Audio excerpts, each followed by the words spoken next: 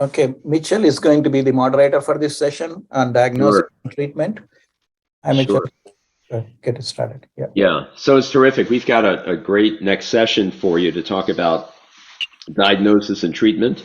We're going to cover, we've got experts here who are going to cover the genetics, and then talk about treatment options. We've got one expert who's going to talk about ocular changes in abetalipoproteinemia, and also dietary counseling in infancy and beyond. So we're going to start with Dennis Black, who introduced himself as a professor of pediatrics, and has a long history with A-beta and related disorders. He's going to talk to us now about the genetic basis. So go ahead, Dennis. Okay, thank you, Mitchell. It's a real pleasure to be here and to, after all these years, be involved in an actual organization devoted to these diseases. And I'm really hopeful and optimistic that this is going to further develop and make a difference for this disease. And I'm reminded, I mentioned that patient that I diagnosed with A-beta early in my training, and she did well. And over the years, I moved on from where I had trained in Memphis I was at the University of Chicago for a number of years, came back years later, and one day was in my clinic, and the desk clerk came back and said, Dr. Black, she says, there's a grown woman out here with a baby and says she's one of your patients. And turns out it was that patient that I had diagnosed years earlier. And she was now an adult, a school teacher, and had a family. And so it's just, it's a gratifying disease to be involved in if you feel like you've made a difference. And I think we still have a lot to learn about treating these patients, and hopefully we'll continue to make progress in that area. I have one disclosure. I am a consultant for a pharmaceutical company, and I serve as chair of their data safety monitoring board, but this has no conflict with my talk today.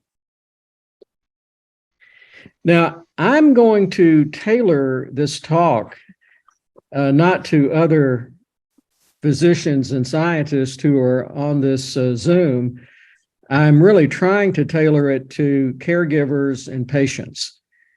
So I am not going to limit it just to talking about genetics. I'm going to talk a little bit about the pathophysiology, that is the underpinning of this disease, the proteins involved, and so forth, and try to give some practical scientific information about the diseases that we include in this group.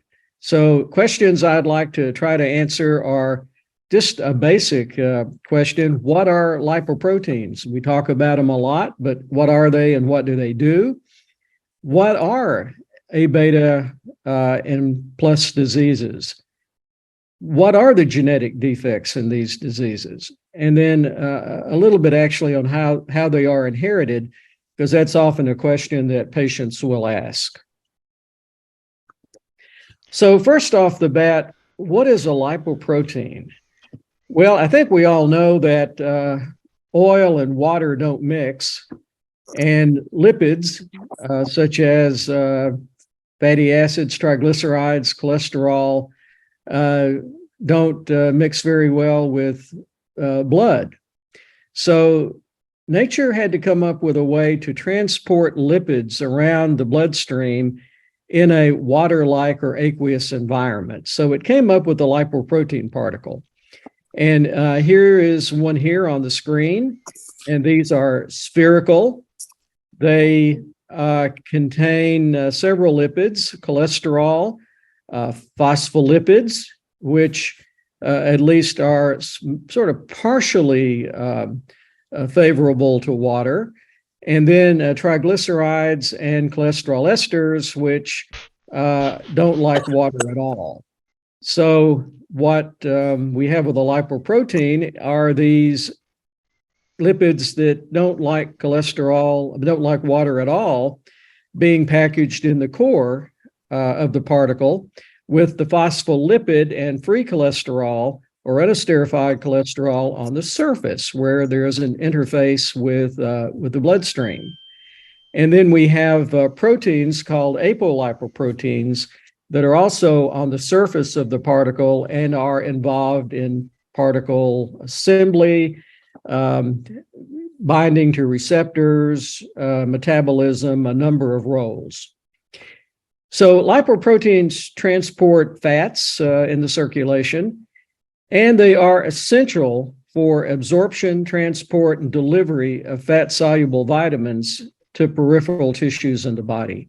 And this has particular relevance to these diseases, especially A beta, because a large part of the disease in these disorders is related to fat-soluble vitamin deficiency, particularly vitamins A and E. Now, this is a figure that, don't panic. It's a little bit complicated. Actually, this is from a book chapter by Dr. Rader, which I thought was a particularly well done sort of overall picture of what happens with lipoproteins. Where do they come from? Where do they go? And what do they do? And you basically, and I'll keep this very basic, but you can divide lipoprotein metabolism into two large different pathways. The exogenous pathway, shown here on the left of the dotted line, which deals with the absorption and transport of fat in the diet, such as triglycerides and cholesterol. And the endogenous pathway, shown here on the right, where lipids from the liver are packaged into what are called VLDL and deliver a lipid to peripheral tissues.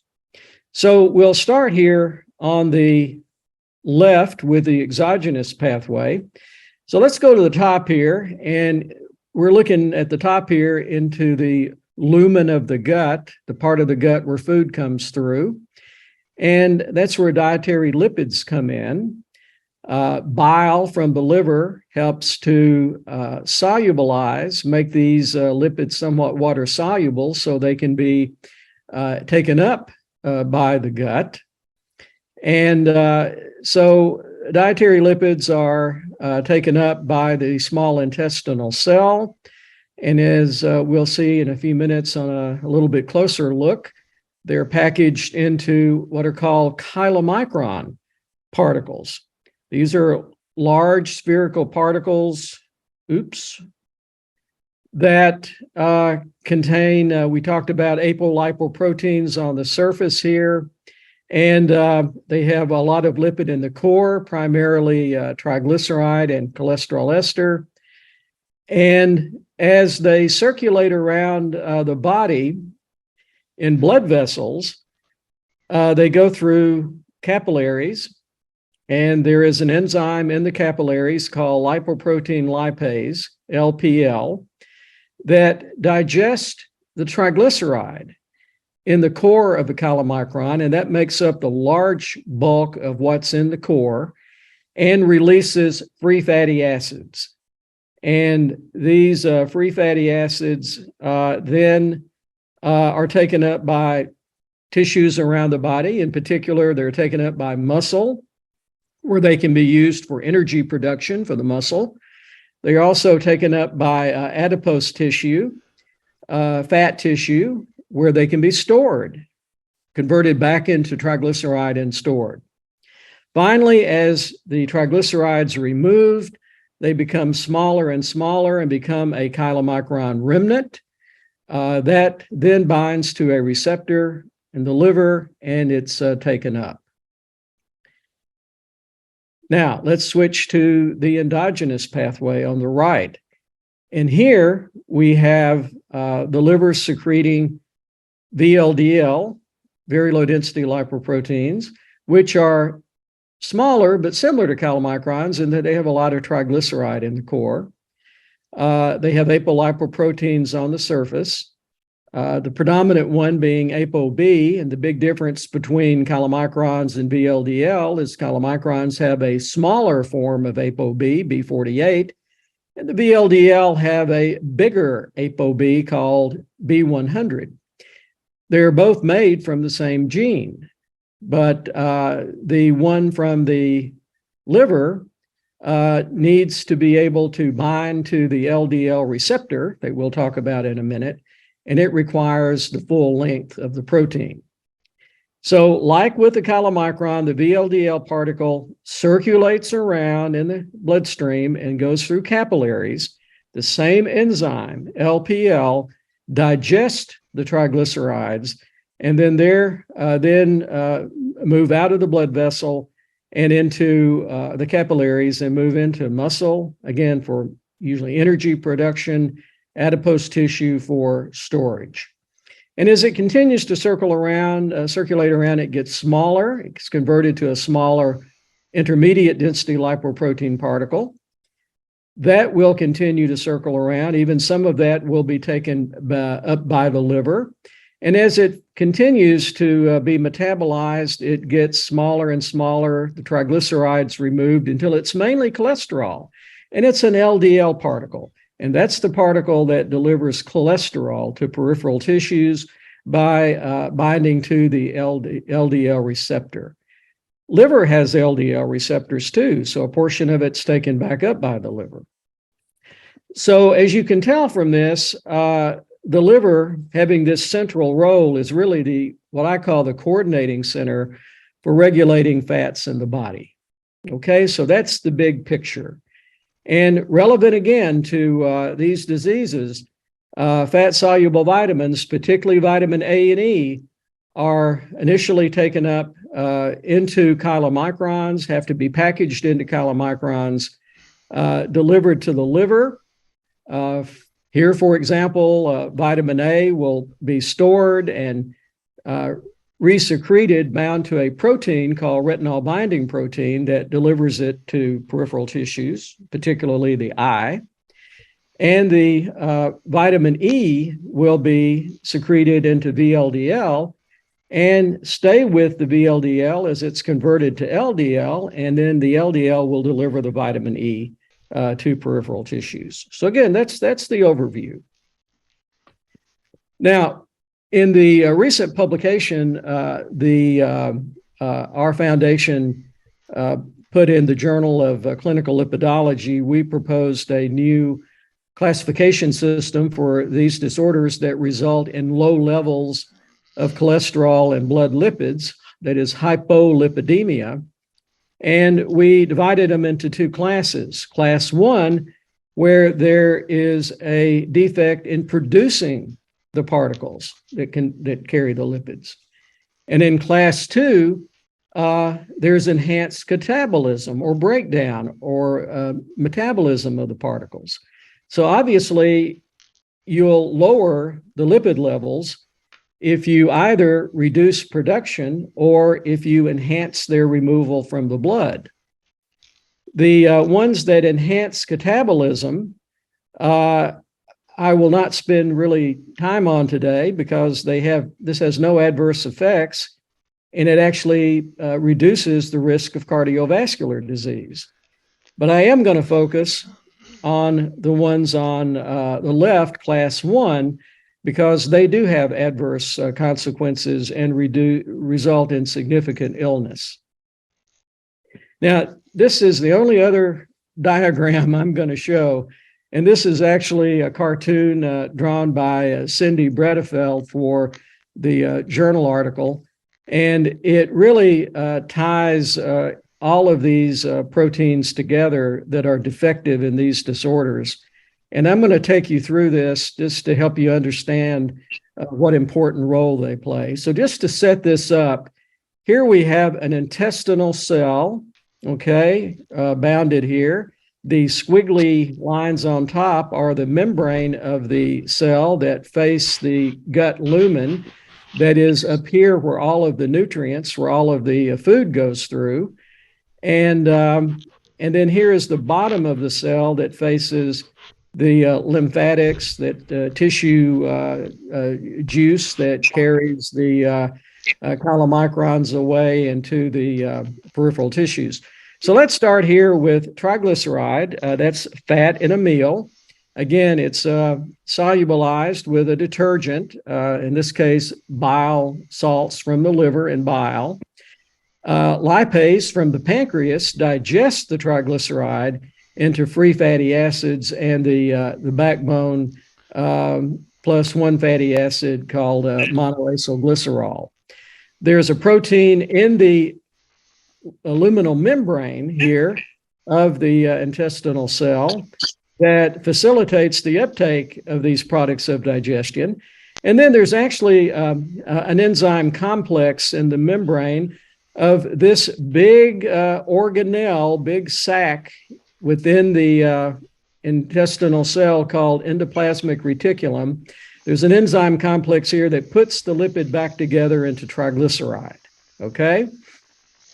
Now, once that's resynthesized and put back together in the ER, we call it for short, it has to be packaged into a chylomicron, which is shown here on the right of the organelle here. And to do that, we have to take ApoB. In the case of the gut, it's ApoB48. And the lipid has to be put onto the ApoB to start producing the chylomicron particle. And that's where microsomal triglyceride transfer protein, or MTP, comes in. And that's the protein that's defective in Abetalipoproteinemia. So you can't even begin to assemble a chylomicron, much less continue to put lipid into it as it develops and becomes larger and matures in the ER. So you can't lipidate ApoB, you can't lipidate new chylomicrons, so they're stuck in the cell and accumulate. The same process occurs very similarly in the liver cell, in the assembly of VLDL. MTP serves a very similar function to lipidate ApoB100 and make a VLDL particle here. Again, MTP doesn't function and you don't get there. Normally, however, you do continue to build this, what we call pre-chylomicron, and here in the center of it, the core, you see the triglycerides, you see the ApoB actually is on the surface. You also add another apolipoprotein A4, and here's some cholesterol ester. And importantly for these diseases, here we see vitamin E and retinal esters, which are, again, a form of vitamin A that are incorporated into the core. This then buds off from the ER in a vesicle, this budding process and then docking process, where these vesicles containing these pre-chylomicrons enter what's called, and here's another organelle, the Golgi apparatus. And they have to process the chylomicrons before they can then be secreted. A key protein here, there's a whole complex of protein orchestrating this vesicular or this transport progress from ER to Golgi. One key protein is SAR1B. And you might wonder, why do we call it SAR1B? Well, we mainly call it SAR1B so we don't have to say the entire name, which is secretion-associated RAS-related GTPase 1B. I'll stick with SAR1B any day. And I'll never refer to this again in this talk other than SAR1B. But it mediates, is one of the key mediators of this transport. Then it's processed, and then there's a secretory vesicle, another sac that it's in, that fuses to the membrane here and dumps it into the lymphatics in the gut, and then it moves into the circulation. So here we have, Dennis, yeah. I don't know how much longer your talk is, but we probably ought to say 5 more minutes so we can leave some time for Q&A. Yeah, I've got about 3 or 4 more slides. Okay. Okay. And So again, that's kind of the background. So what about the outcomes of different types of gene mutations? So quickly here, a brief refresher on genetics. DNA that carries our genetic code. It does this by having these nucleotides in various in an order that dictates what it will produce in terms of the sequence of proteins, which are the workforce that actually function. And the DNA, again, it's often replicated. It's in every cell. It's passed on to your offspring. It, based on the code, is transcribed into messenger RNA, which then enables this code to be translated into proteins. And although this is pretty accurate after it's replicated, mistakes do occur, and the sequence can be altered. These nucleotides can be deleted, they can be added, they can be substituted. I mean, there's any number of ways this sequence can be altered, but can result in an abnormal protein. And what effects could this have?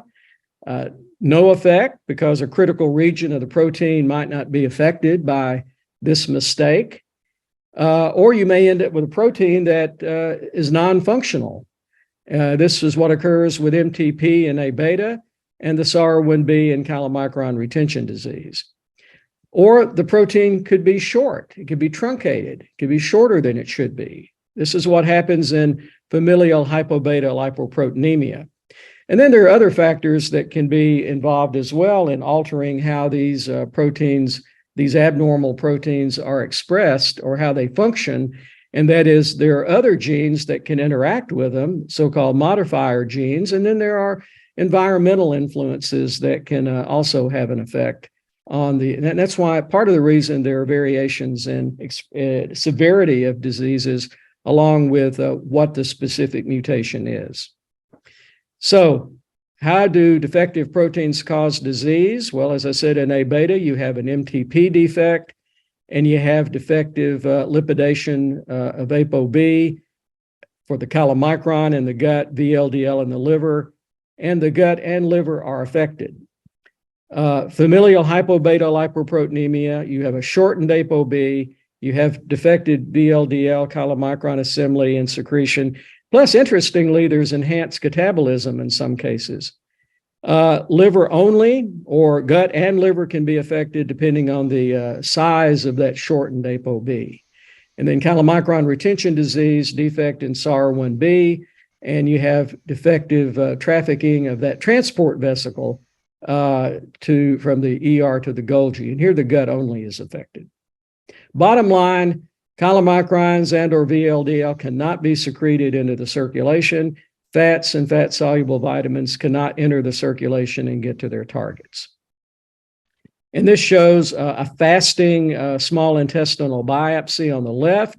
The dark material is fat that cannot get out of the enterocytes here. On the right is a liver biopsy, and these are liver cells, and you see these large clear areas. These are lipid droplets that have accumulated in liver cells that in some cases can cause injury to the liver, and occasionally you could even get scarring or fibrosis of the liver. And I won't spend a lot of time talking about all of the adverse effects. I think you'll hear more about them when we talk about diagnosis. Obviously, these defects cause a wide-ranging clinical problems, fat malabsorption, the vitamin deficiencies, effects on the retina, the neurologic disease, and others. And here we see acanthocytes for the red blood cells having abnormal lipid composition of their membranes. And here the atypical retinitis pigmentosa, normal on the left, and the disease on the right. So this is my last slide, actually, and I'm going to actually address the question that I'm often asked by parents is how How are these diseases inherited? Well, in the case of Abetalipoproteinemia and Chylomicron retention disease, these are called autosomal recessive diseases. And if you look here on the right, we've got mom and dad. Now, in this case, everyone has two sets of chromosomes. You get one from each parent. So you have two of each gene. And in this case, by being carriers, let's say this is MTP gene. Dad is a carrier for A beta. He has one abnormal, one working gene, but he also has a non-working gene, and same thing for mom. And if they have an offspring, well, what are the possibilities? Well, a child may get both of the normal genes and have no disease, but obviously is also not a carrier. Two of the four possibilities here is becoming carriers by having one dose of the gene, but because it's recessive, they don't have the condition, A beta, but they are carriers. And then finally, 1 out of 4 chance, one child is going to get both of the non-working genes and have Abetalipoproteinemia. I think an important point to make here is this doesn't mean if you have 4 children, one's going to be normal, 2 are going to be carriers, and one's going to be affected. It's sort of like these are the chances for each pregnancy.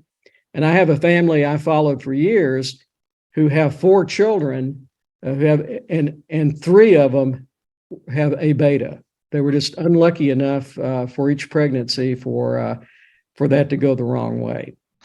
I want to mention autosomal semidominant. This affects, or is it the case with familial hypobetalipoproteinemia? And in this case, carriers that have one abnormal gene are affected in a manner intermediate between normal and having 2 abnormal genes. Frequently, these patients will have, ones who have the 2 abnormal genes will have a disease that's almost indistinguishable from A beta.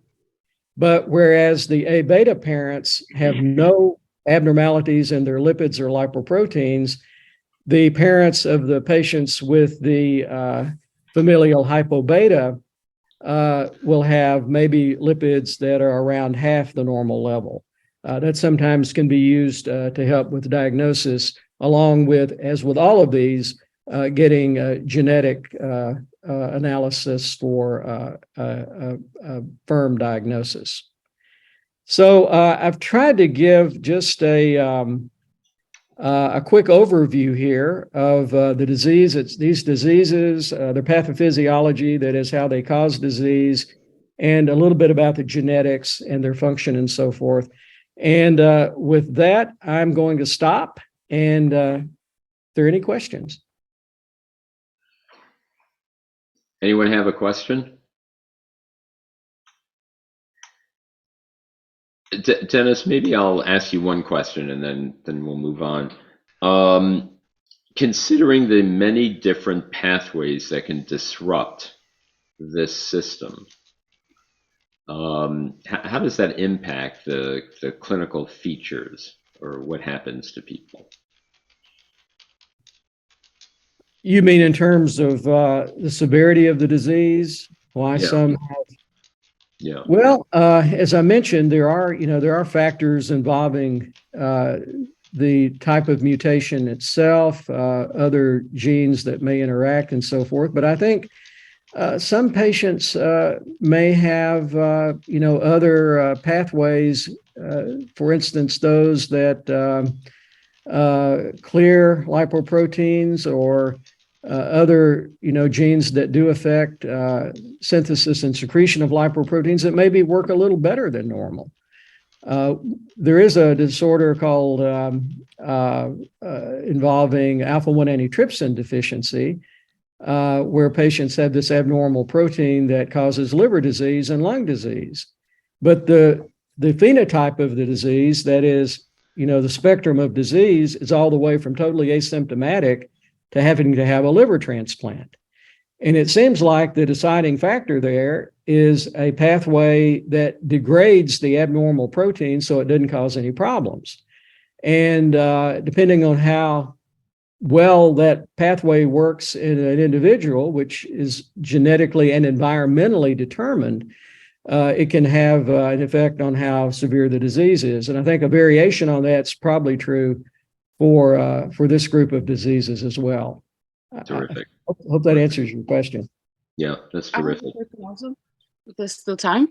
I have a daughter that actually has she has the disease and she's genetically tested and has all the symptoms, but she has normal blood levels of E vitamin, which is very strange. Is it possible that if she did create some B48 but not B100, is that possible with the disease? And would she then test positive in the blood? Gosh, I have never seen that. And it's, I suppose it's possible, but I unless there were an alternative pathway for absorbing the vitamin E.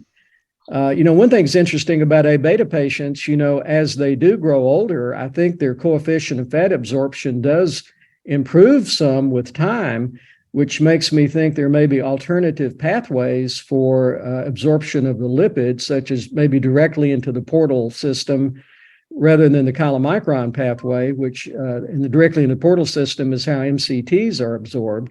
And maybe some long chain fat gets in there as well, and maybe even some fat soluble vitamin in some patients. Totally flying by the seat of my pants. I have no clue. I'm just, sort of speculating here, but that's very interesting. And that would be an interesting patient to study to see what's going on there. Yes, we also find it very strange, and the doctors can't explain why she has can get the E levels where she can. So we have two questions in the chat, and so that we give Cindy Redfield enough time, let's have short answers. Can parents be tested before getting pregnant to know if they're carriers of the mutation? And can fetuses be tested in the womb to know if they're affected before they're born? Well, that's an interesting question. Obviously, parents can be tested for the carrier state with a genetic analysis, and then counseled on the chances of having an affected child. And then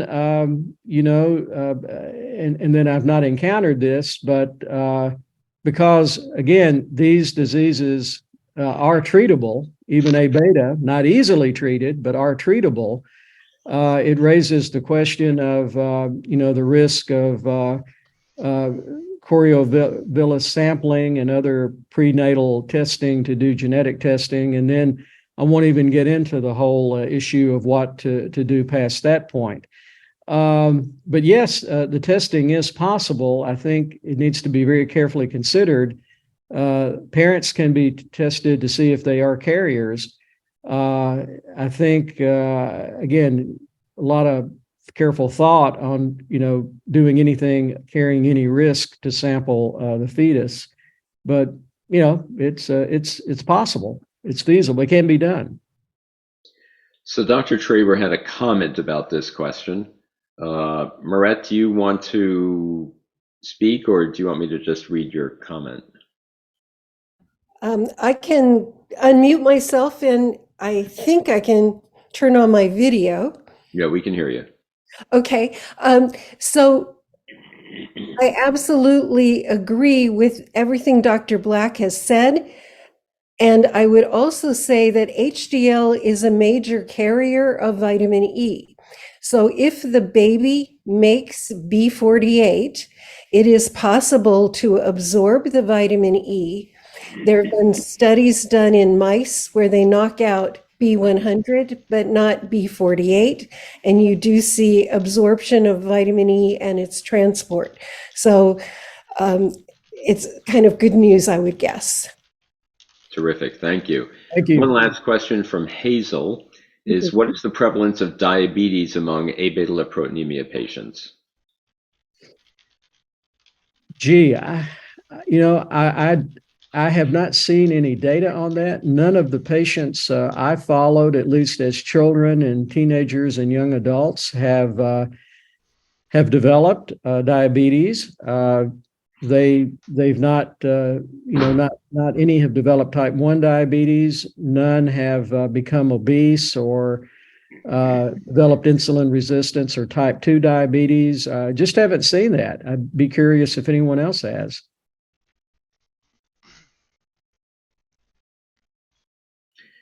Well, if anyone has, please write in. Why don't we move on to the next talk? Thank you very much, Dr. Black. This was a very stimulating conversation.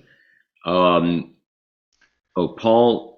has one comment. I'll just read it for you. I can confirm that a 57-year-old A-beta patient, that my diet is somewhat more tolerable of fatty food than when I was a kid. So nice way to end that session. Dr. Bredefield will talk a little bit about how to diagnose and treat individuals with Abetalipoproteinemia. So over to you.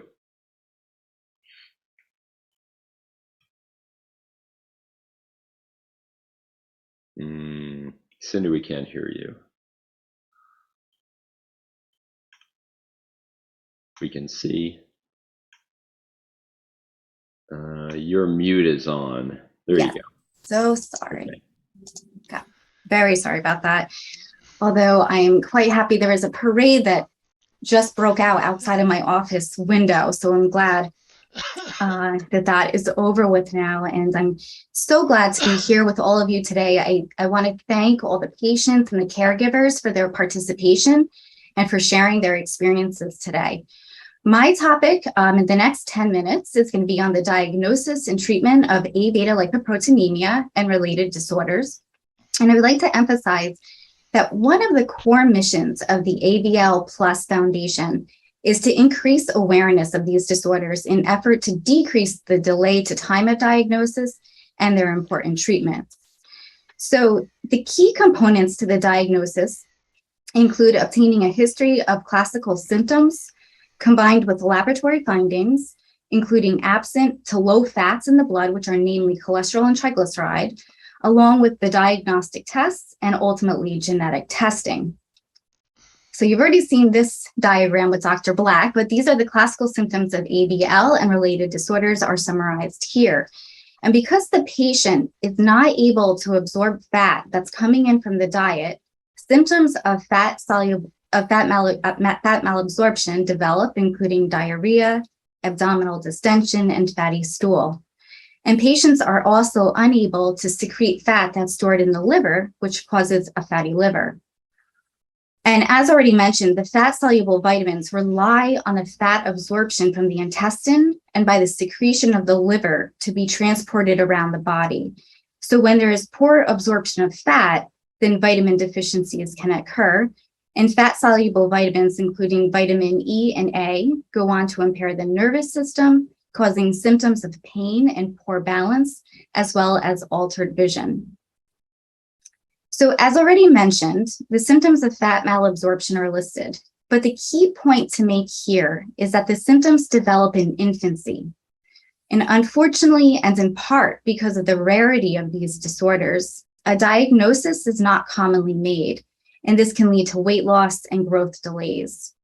So for your interest, the following is a picture published by our colleagues in France of the small intestine. And at the top is a patient with Chylomicron retention disease, compared to that of someone without disease on the bottom. And the white appearance in the top picture is due to fat that has accumulated within the intestinal cells and is unable to be properly absorbed into the blood.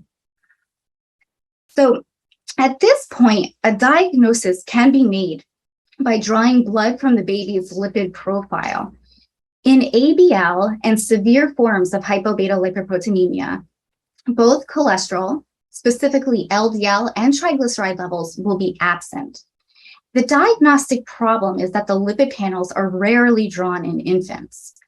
And another finding that is commonly seen and characteristic of these conditions is the presence of these thorny projections on red blood cells. This is seen under a microscope, and this is called acanthocytosis. This is what Paul was alluding to when Joshua was diagnosed with this finding. In chylomicron retention disease, LDL cholesterol is significantly decreased, but not quite as low as ABL. And also, unlike ABL, where the triglyceride level is absent, in chylomicron retention disease, it is only the gut that's affected. So the triglyceride level is normal. So these are some of the key distinguishing features of the various disorders. So if an infant with fat malabsorption is also found to have very low cholesterol and possibly triglycerides in the blood, genetic testing should be pursued. Dr. Black already mentioned the 3 genes implicated in serious disease. And although previously seen as potentially too costly or unavailable, I would mention that testing panels are available and more feasible today. Unfortunately, a diagnosis is not always made in infancy. And with time, the symptoms of fat-soluble vitamin deficiency are going to develop. There are 4 fat-soluble vitamins, vitamins E, and A, and on the next slide, we're going to do K and D. So to start with vitamin E deficiency, this typically begins in the 1st or 2nd decade of life and is responsible for many of the neurologic symptoms. First is the loss of tendon reflexes that are often the first finding. And this is what the doctor is testing for when he taps your knee with the hammer device. Additionally, difficulty with balance and coordination, as well as pain and burning sensations, often of the lower extremities and feet, can develop. These symptoms do occur in chylomicron retention disease, but typically a little later in age. Now, vitamin A deficiency is responsible for vision loss. I should also mention that vitamin E is also implicated here. But interestingly, vitamin A is needed for the proper function of a protein called rhodopsin. And this protein helps us see in low light. So without adequate vitamin A, there's a loss of vision at night, and this can start in childhood. Our next speaker will address a characteristic ocular finding, that of pigmentary retinal degeneration. And I would note that patients with chylomicron retention disease do manifest with visual abnormalities, however, to a lesser extent. The other 2 fat-soluble vitamins implicated are vitamin K and vitamin D. Vitamin K is needed to help the body clot and to prevent bleeding. So in the context of a vitamin K deficiency, patients have bleeding tendencies that can be serious. And then finally, vitamin D, among several functions, is required for good bone health, and a deficiency can lead to weak bones and skeletal abnormalities. So the treatment of these disorders include very large doses of fat-soluble vitamins. And as the patients and the families on this call have already expressed, the insurance companies don't always regard these vitamins as medically necessary treatments, and they fail to cover their costs. This is a problem in the US. So I would like to bring to your attention template letters of a medical necessity, which have been written for each individual vitamin, outlining why the coverage is needed. These letters can be found on our website, and they are intended for your treating physician to submit to the insurance company in an effort to obtain some coverage for the cost. So now moving into treatment, I'll start with vitamin E. And here the suggested dosage is 100 to 300 international units per kilogram per day. It has been suggested that in the case of chylomicron retention disease, a child, if diagnosed early by age 1, may only require 50 units per kilogram per day. And these doses are very high. For example, you can add up to 6,000 to 18,000 units per day for a 60 kilogram individual. For your reference, the typical intake for someone without ABL is about 5 to 30 units per day. So I was asked to address the different formulations of vitamin E, including the natural or the plant-sourced formulation, which is commonly labeled as D-alpha tocopherol, and the synthetic or the chemically produced formulation, which is commonly labeled as DL-alpha tocopherol. The more technical names are also included here in bold for your reference and for accuracy. Here are some common labels. On the left is a label for D-alpha versus DL-alpha on the right. And additionally, what you'll notice, the labels may include the dosage in international units or in milligrams. So I've provided the conversion depending on which formulation you're taking. So in my example here, 1,000 international units of natural vitamin E is equivalent to 670 milligrams, but only 450 milligrams in the synthetic formulation.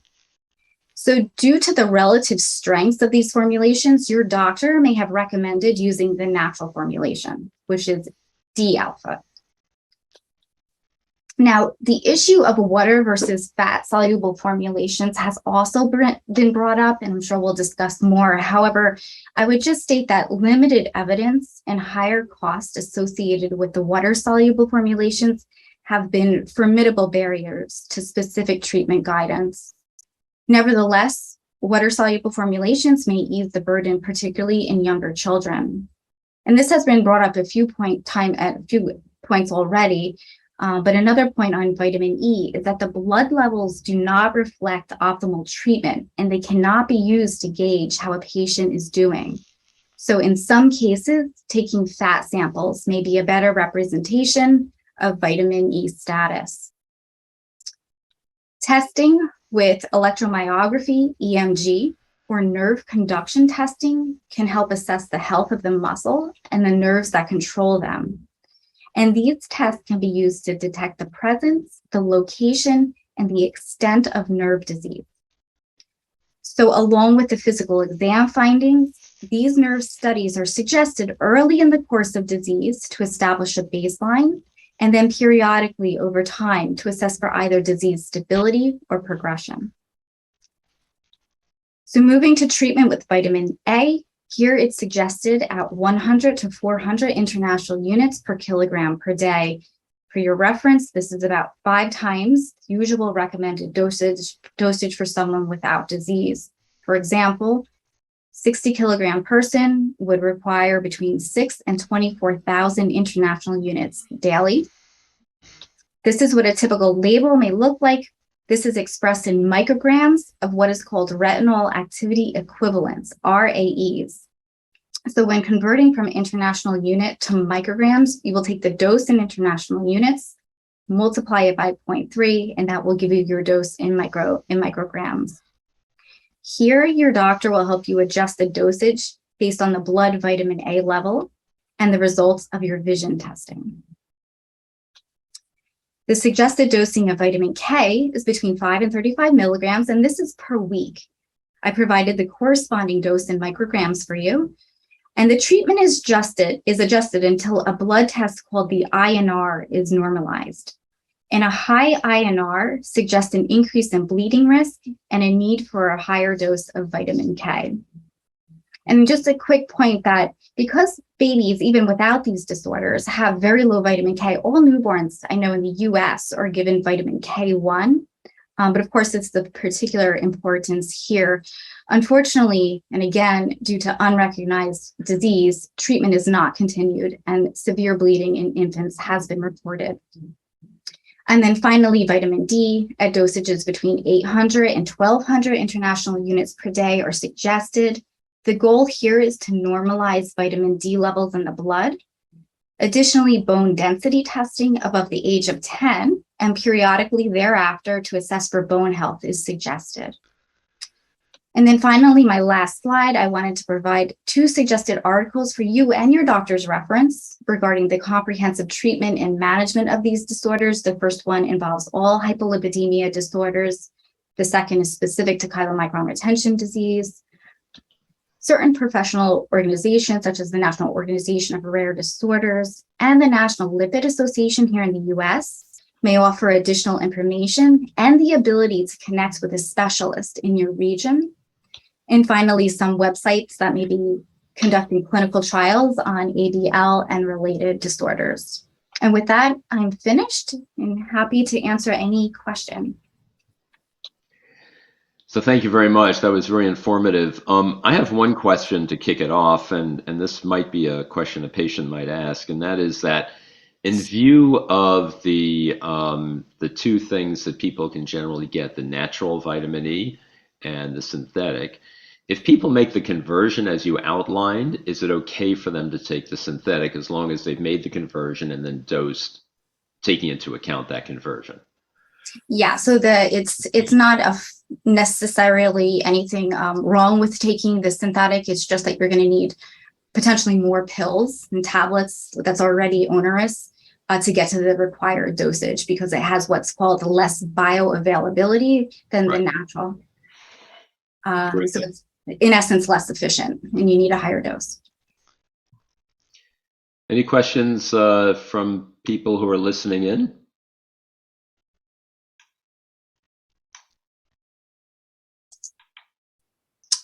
Anne-Marie is asking for a copy, which I'd be happy to provide her with. Yeah, that was a very clear summary. Yes, can I ask a question? When you were talking about symptoms, you mentioned one of them was pain. Were you talking about stomach pain, or were you talking overall pain?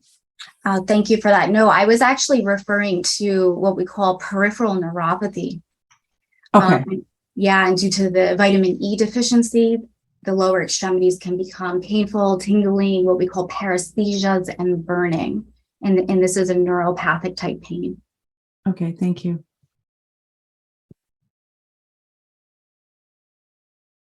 Other questions?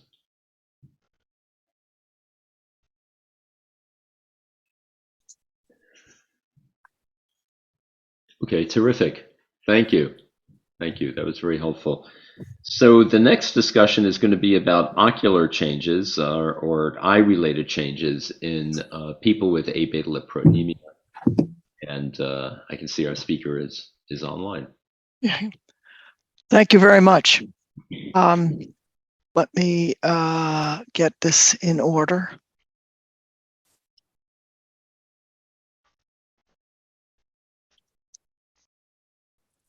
First of all, let me introduce myself. Curcio. I'm a at the Heersing School of Medicine at University of Alabama at Birmingham. I'm a neuroscientist by training, not an ophthalmologist, but I work closely with clinicians on a disease that may seem to be unrelated to Abetalipoproteinemia, and that's age-related macular degeneration. But I'm going to try to convince you that there's a very important area of overlap, and we can learn about both diseases from each other. I want to acknowledge my research support, which has been exclusively for AMD-related research, and my disclosures. I have no conflicts with this presentation. So let me start with the conclusion so you can see where we're going. The retina is that layer of cells on the back of the eye, and it's the sensing chip of the visual brain. It's miniaturized, it's precise, and what makes it a special tissue to work on is that it's very visible in clinical imaging. We can have cellular level resolution. The Abetalipoproteinemia and Hypobetalipoproteinemia, so I'm just going to call them ABL and HBL, and age-related macular degeneration, which is a very common disease in older people, AMD, they are linked by lipoprotein biology and genetics. Now, Dr. Hussain told me that patients had been asking him about angioid streaks. So I'm going to talk about angioid streaks, which are one of the ocular manifestations of ABL, because these are intensely studied in another rare disease called pseudoxanthoma elasticum. I'm going to call it TXE, and we've learned a lot about angioid streaks in that disease. Because vision is very important to quality of life. Whatever your challenges are, you can meet them better if you can see well through your daily life. And so patients with ABL should see ophthalmologists specializing in retinal disease to learn more about their condition. And I think that progress on ABL, AMD, and PXE is going to benefit all three patient populations because we're learning about how the eye works in all three. So let me give you a little introduction to the retina. I have a cross section of the eye shown there on the upper left, and the light shines in through this area called the pupil. Let me see if I can get everybody see a laser pointer? This is the light shines in through the pupil, through the lens, and the retina is back here on the back of the eye. The green bracket shows an area called the macula. It's the area of the retina that's specialized for high acuity vision. And this is the part that's affected in age-related macular degeneration. Now, this is a clinical imaging technique called optical coherence tomography, or OCT. I will expound on this in a few minutes. This shows the layers of the retina in exquisite detail. So we can see this is all the retina here. This is the optic nerve, which is the part of the eye that connects to the brain. The inner surface of the retina here is embryologically part of the central nervous system.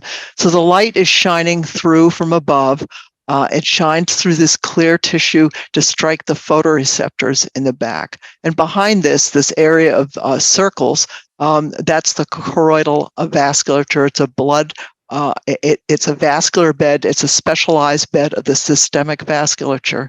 And you can see here a cross section that we created in our lab. We do histology, and we can study the retina under the microscope. And you can see this area, this little dip called the fovea, and that's what you use to read with. We're going to look at just a cross section of this right now over here. And you can see that the retina has many cell types. At least somewhere between 60 and 100 different cell types have been identified. The ones that I know best are the rods and cones, R and C. Those are the light sensing cells. And they connect to the retinal pigment epithelium, a pigmented layer. You can see it dark across the bottom here. And that's what's sitting on top of Bruch's membrane and the chorea capillaris. So this is a vascular bed behind the retina, and blood retina exchange occurs across this interface. So the photoreceptors in the RPE, which I just showed you, are the sensing chip of the brain. And to give you an idea of what that's like, think about your smartphone camera. You can take the camera out and look at it, and you can see that it has a sensing chip of many little elements all lined up in a row, and that now enables it to sample the visual world. Well, the photoreceptors are like that. When they're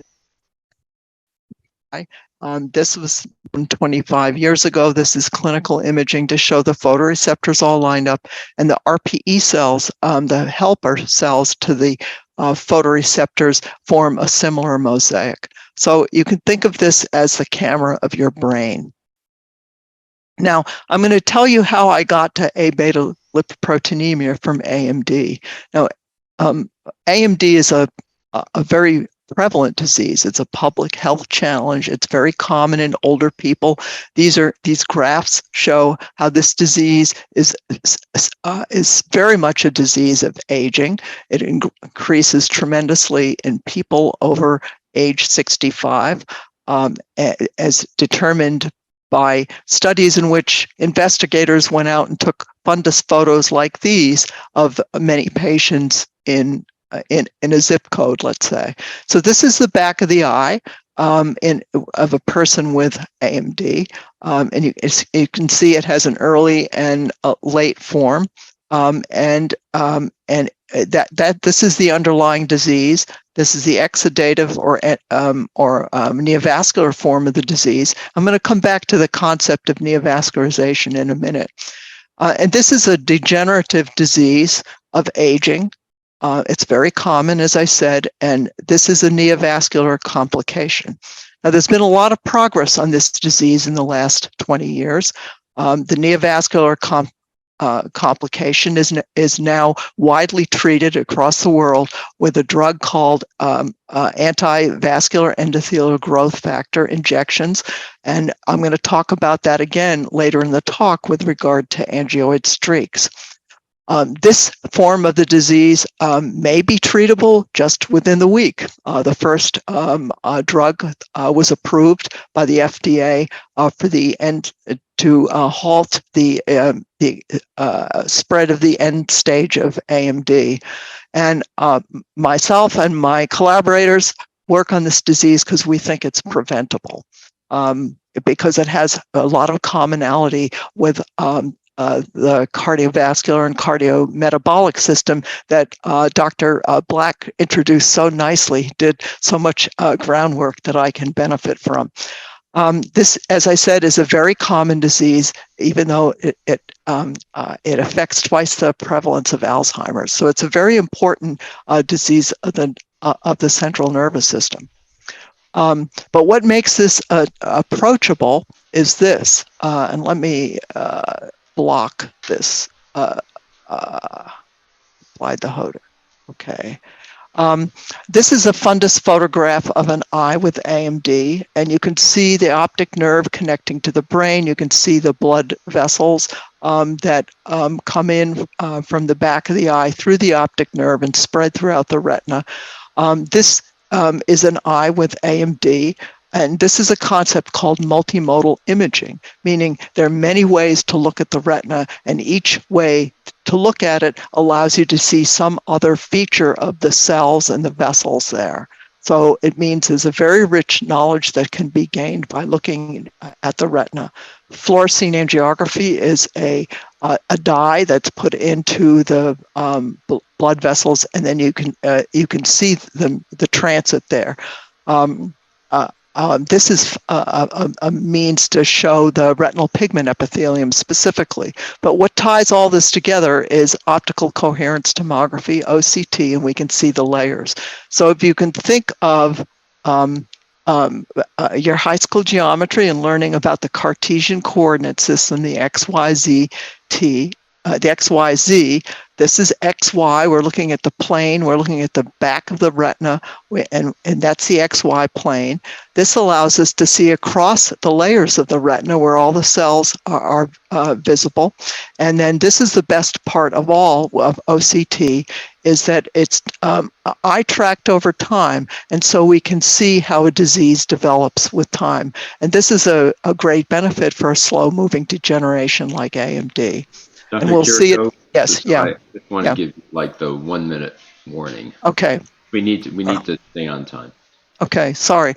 So the reason why we're talking about this today in the context of ABL is that the retina, there is a neurodegeneration here whereby the photoreceptors die, but from out here, it looks like atherosclerosis because the RPE makes a lipoprotein.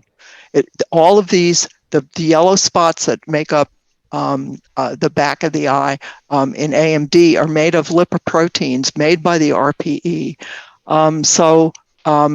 This is the commonality between AMD and ABL, is that the retina makes its own lipoproteins.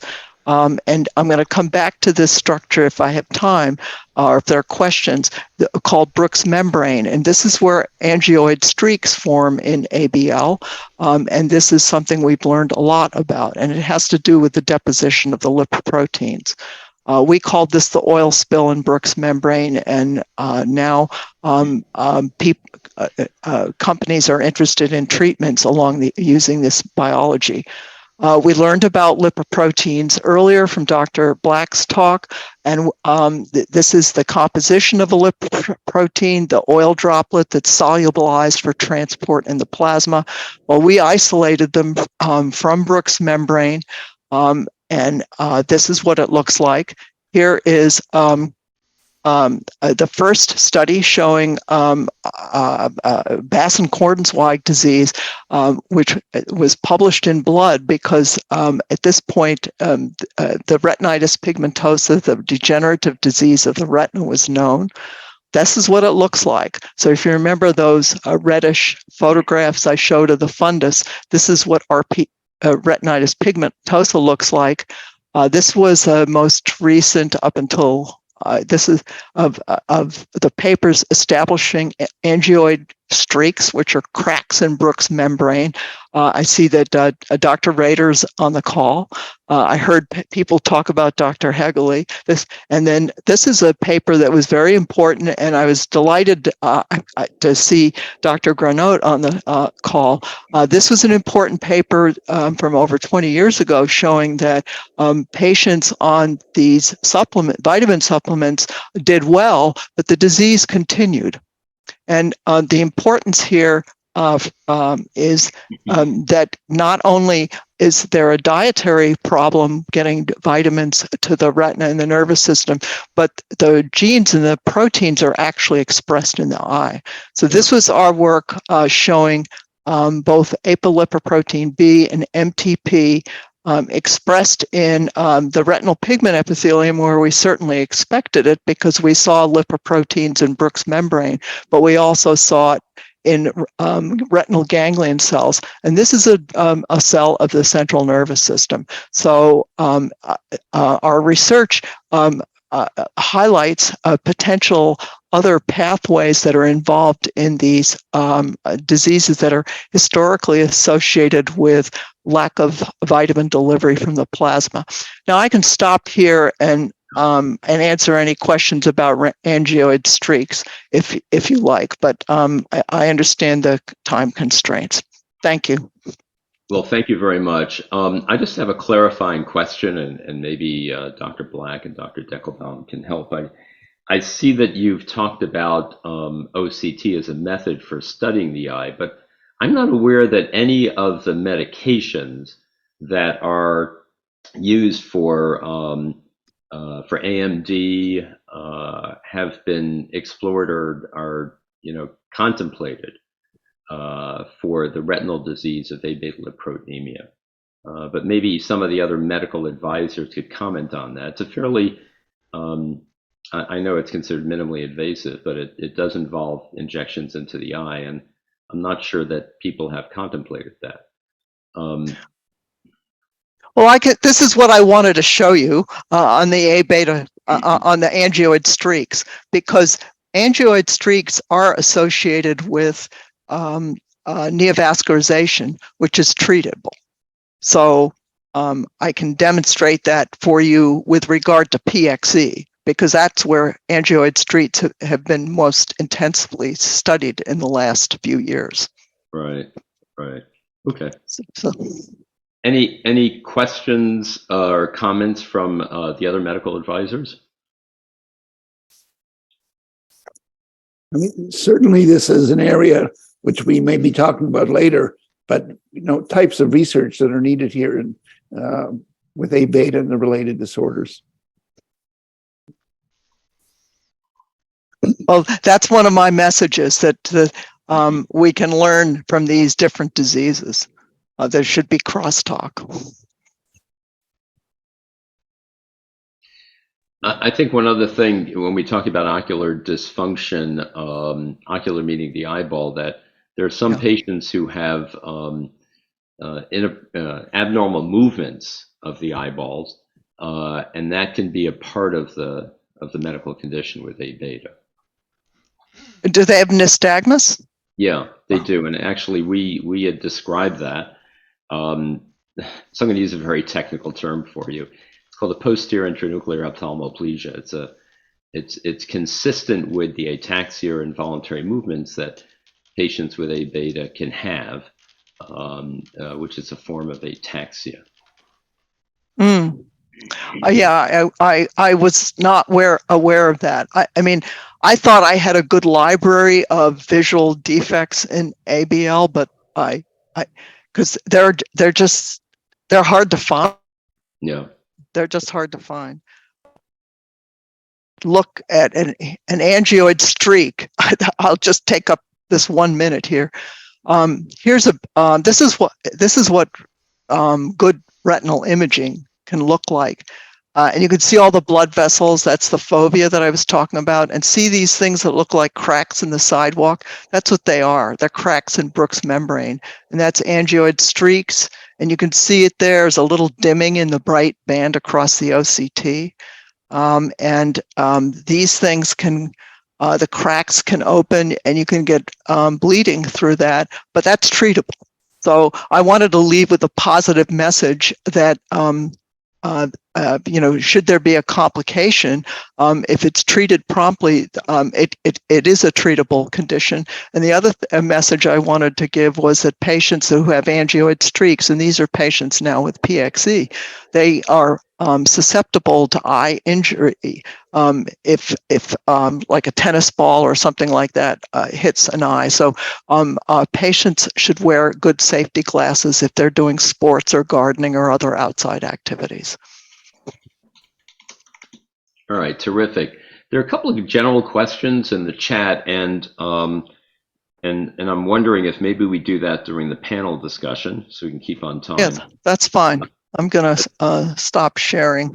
Yeah. So next, Etty Renaud is going to talk a little bit about dietary counseling from infancy and beyond, and she has a very vast experience with abetalipoproteinemia. So over to you. Okay. Just a second. So we can see your screen. Just a second. Wait. Okay. I'm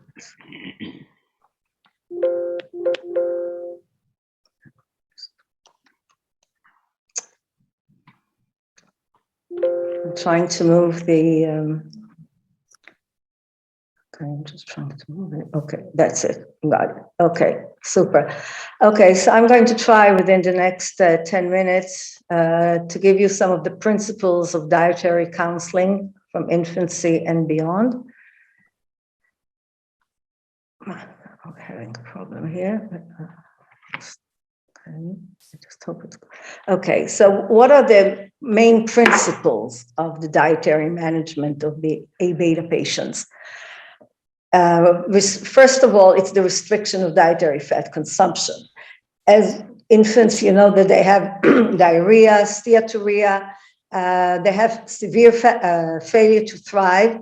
As younger they are, they have the lipid droplets block the enterocytes in the intestine, and by restricting the dietary fat, we clear the steatosis and restore their normal function, so they can also absorb not just the fat, but it's not the fat that they will absorb it, they will absorb also the carbohydrates and the proteins.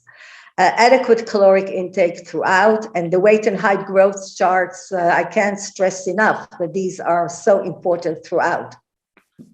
And the adequate intake of the essential fatty acids and micronutrients. In infancy, like we said, there's diarrhea, vomiting, it's mainly the GI symptoms, failure to thrive. And we put these infants on a very low fat diet of about 5 to 10% of total daily caloric intake. And one has to know that this includes the MCT. Breast milk and the regular infant formulas are definitely not recommended. We have excellent experience with Monogen for many years now. It has 84% of the fat as MCT. And you will note that there's the fatty acids here marked in yellow are the essential fatty acids. I'll remind you of the essential fatty acids. We'll look at if you look now at the, this disturbs me a little bit. Let me see if I can get it out of here. No. Okay, the fatty acids that are marked with a star, these are the essential fatty acids, these are the omega-6 fatty acids, and these are the omega-3 fatty acids. Those marked with a star are the ones that are in the Monogen. You have them. The infants can receive them with the Monogen, and this is so important because if when one adds from in other formulas, if you add, for instance, alpha-linoleic acid, but you don't have DHA, the efficiency of the metabolism of alpha-linoleic acid to the DHA or EPA is very, very low.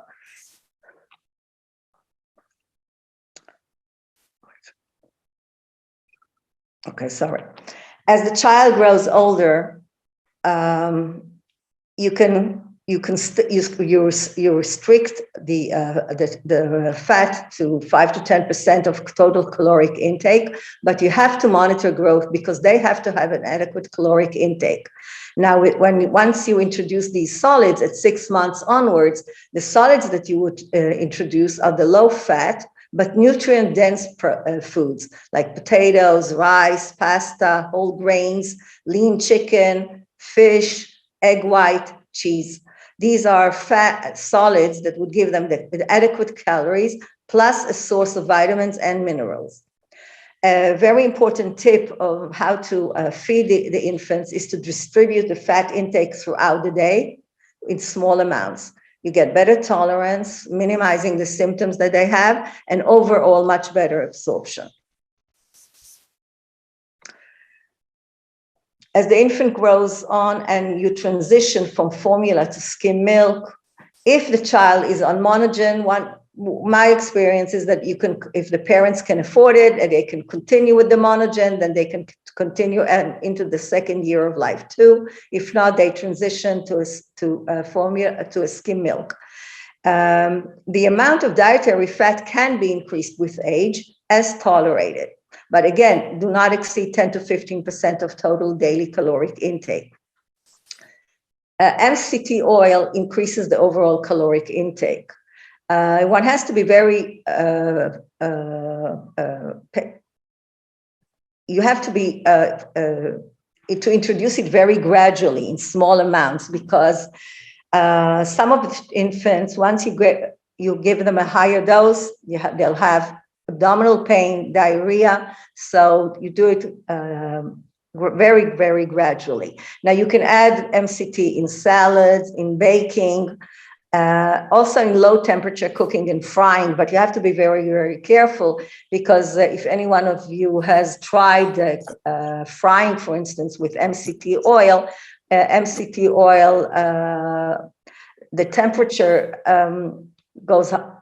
It goes to a boiling temperature very quickly, and if you have at home, if you have a fire alarm in your kitchen, within very few minutes it goes on. So you have to do. It can only be put into low temperature cooking and frying. Now, when you buy the MCT, do make sure that you're buying the MCT, which is a medical grade MCT, and not the over-the-counter preparations. The over-the-counter preparations also usually contain coconut oil. In coconut oil, about 10% of the coconut oil is palmitic acid, which is has a carbon chain of 16. So that's a long chain. If the infant diet is based on monogen, you don't have to add any additional essential fatty acids. But if it's not, then we recommend adding 1 to 2 tablespoons of oils rich in polyunsaturated fatty acids. The oils that are rich in omega-3 fatty acids are the flaxseed oil, canola, and the omega-6 fatty acid rich oils are the corn oil, sunflower, sesame, etc. Foods that are rich in omega-3 fatty acids are the fatty fish, the cold water fatty fish, salmon, mackerel, and tuna. You can give the child ground the walnuts, spinach, broccoli, seaweeds, and we haven't encountered any essential fatty acid deficiency on this regime. Just to remind you again that the EPA and DHA are found in fish. Alpha-linolenic acid you have in the flaxseed oil, canola, walnuts, wheat germ, and omega-6 in corn oil, safflower, sesame, sunflower.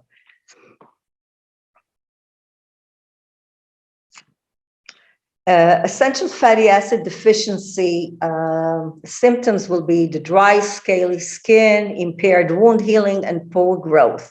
Like I said, we haven't encountered impaired wound healing or poor growth, and I have to say that infants on the regime that I gave you the principles of do very well and don't have failure to thrive. But we have seen infants who in the first year of life had dry, scaly skin, and parents have tried putting various baby oils, and interestingly enough, the best experience that we've had is with the simple safflower oil or sunflower oil that you buy in the supermarket.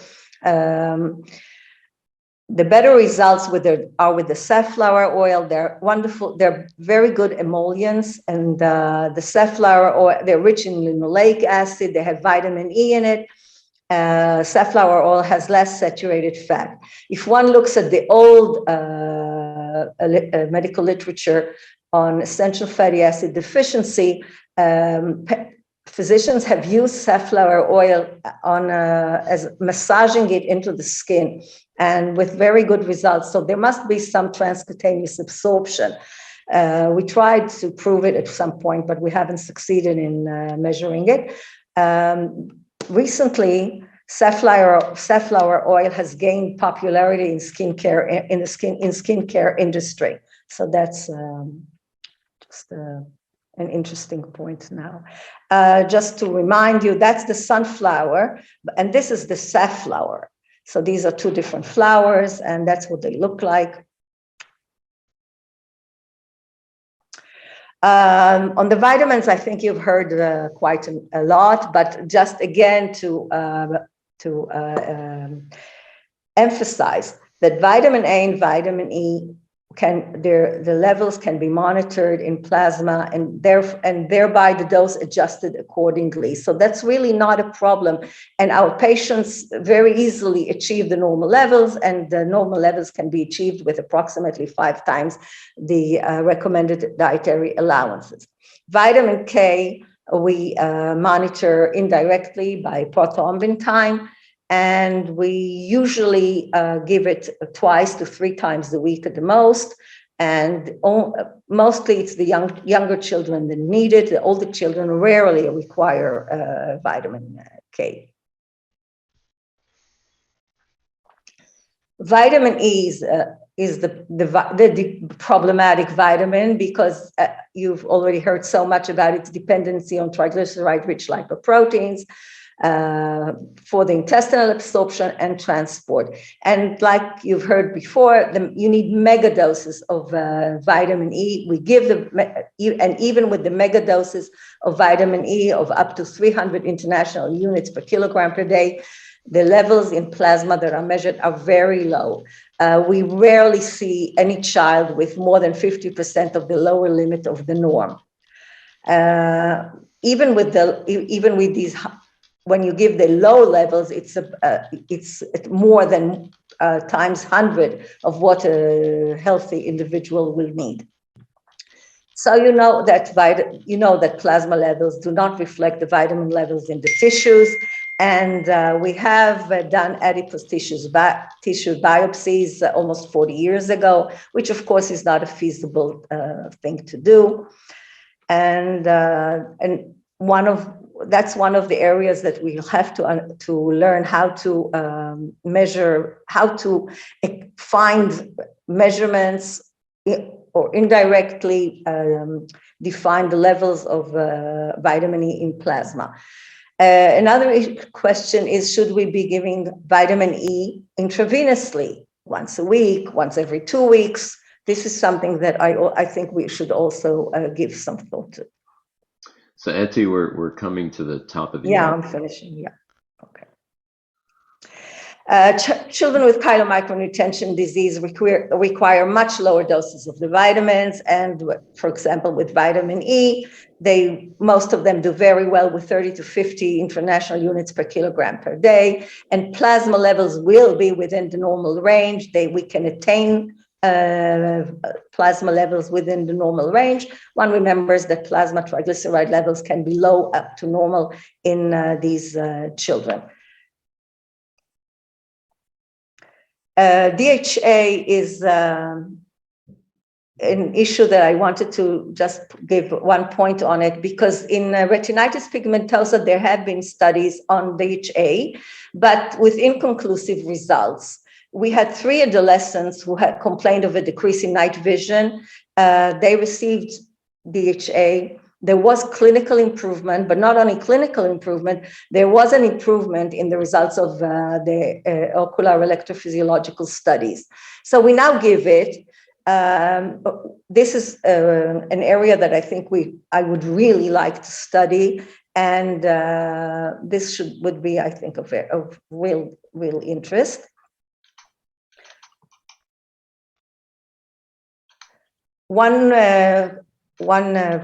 Another period of time in life that the dietary requirements of a patient with A beta are different would be during pregnancy. We've recently had some patients who are pregnant. MCT can be added to ensure a readily absorbed source of calories. And again, monitoring of vitamin levels. Vitamin K deficiency in the mother can cause postpartum hemorrhage, both in the mother and the infant. And vitamin A levels should be kept at a mean normal range, because both low and excessively high levels can be harmful to the fetus. So that's something that should be remembered. DHA during pregnancy is recommended to healthy pregnant women at a dose of 200 milligrams per day because of its importance in the neurocognitive development of the fetus. We recommend in our pregnant patients, we give 800 milligrams per day. Again, how do they absorb it? This is also a question, but we don't recommend the supplements which have both DHA and EPA because of studies that are concerned regarding increasing bleeding tendency with EPA. And last slide, just to again emphasize what are the messages. The messages are that lifelong strict adherence to dietary guidelines are needed, and it's really lifelong. About, again, the adequate caloric intake, the essential fatty acid intake, and the micronutrients, monitoring of fat-soluble vitamin levels throughout life, and consultations on a regular basis with, if only you can find the right dietitian who is familiar with lipid disorders. Thank you. Terrific. That was very, very informative. Maybe what we'll do is we'll hold the questions for the Q&A session because there were several in the chat. And maybe I'll turn it over to Mahmoud, who's going to moderate that session now.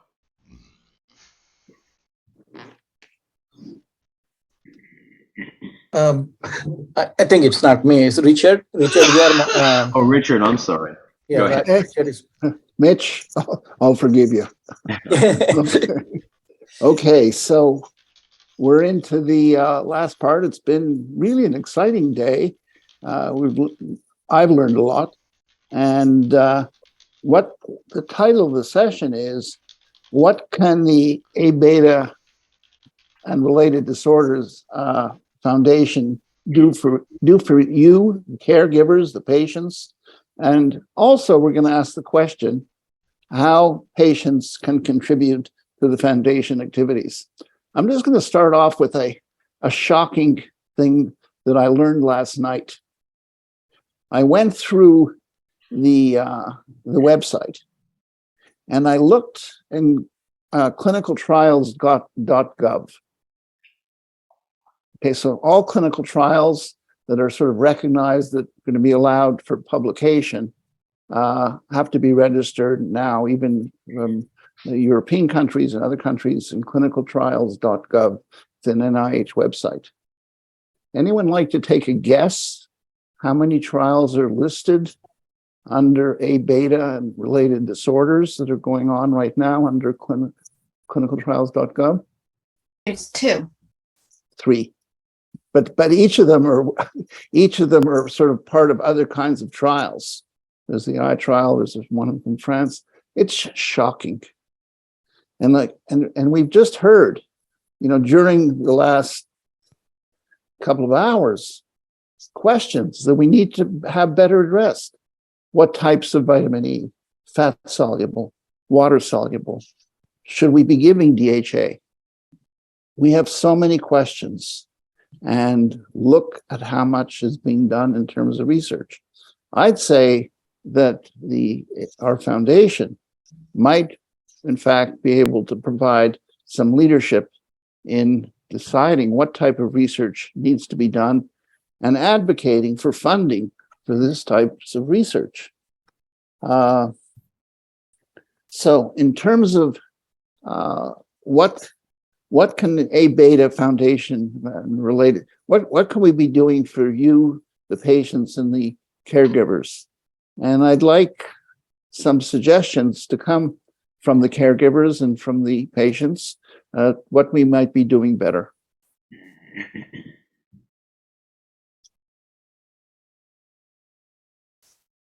Are we perfect?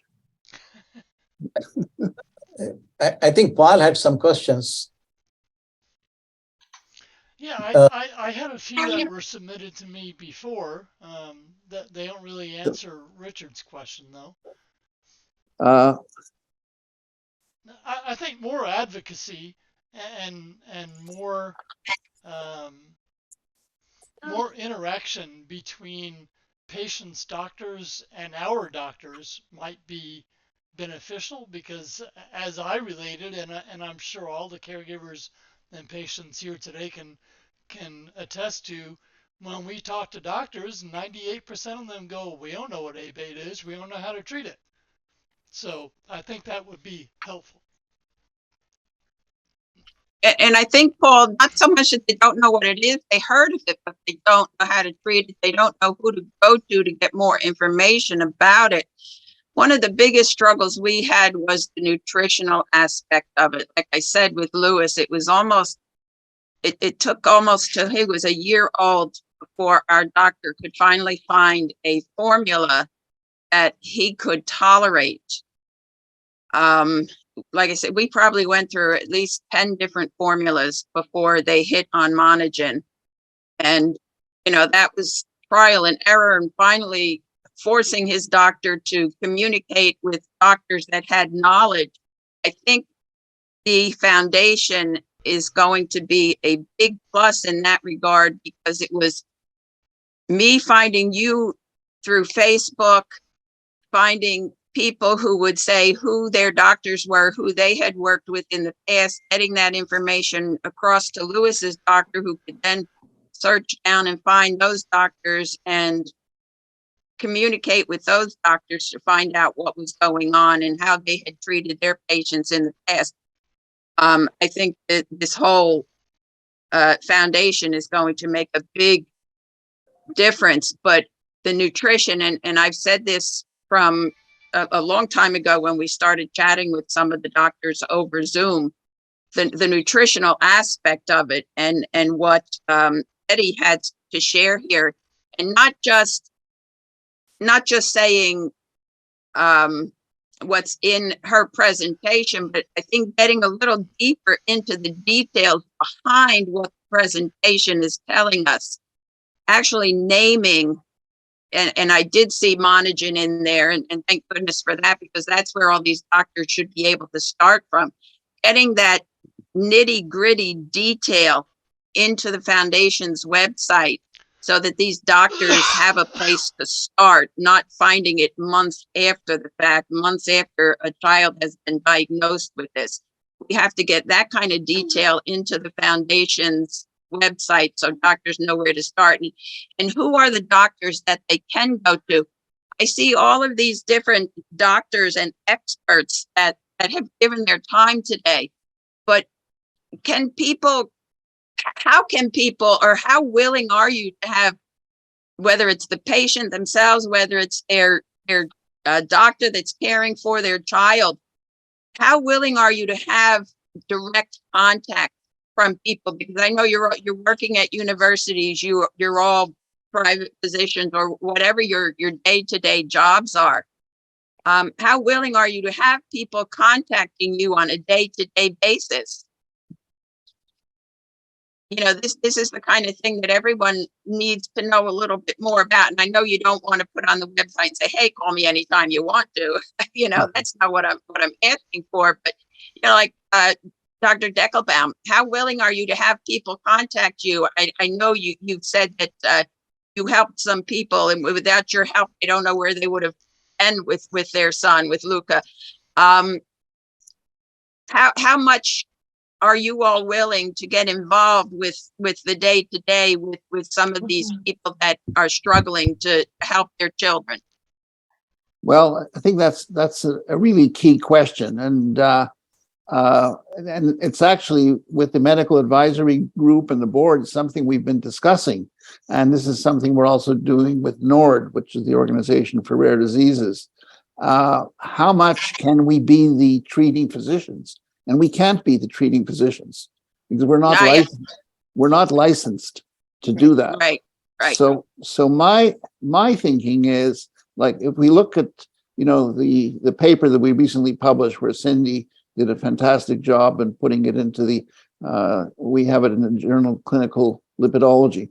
I can promise you that most doctors are not going to read the whole article. Perhaps we should do some 1 or 2 pagers that can be given to the doctors, you know, like some of Etty's slides, for example, or we should figure out 1 or 2 pagers that we can have distributed. But again, even those 1 or 2 pagers, and these, you know, with the medical advisory group and the board,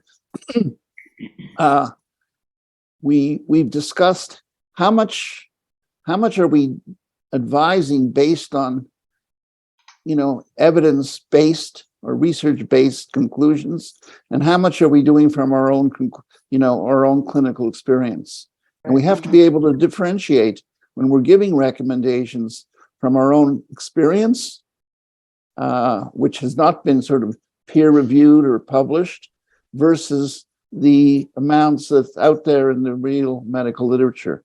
So this is one of the things that the foundation is really working on, but we think a lot more research needs to be done to really provide the evidence for some of the things we're advising. So, for example, in the eye, we know from actually the work that's been done in Jerusalem, where there's been quite a good follow-up with ERGs. Suddenly, even with tocopherol, even with vitamin E treatment, we're getting problems with the ERGs in the adolescents. What's going on?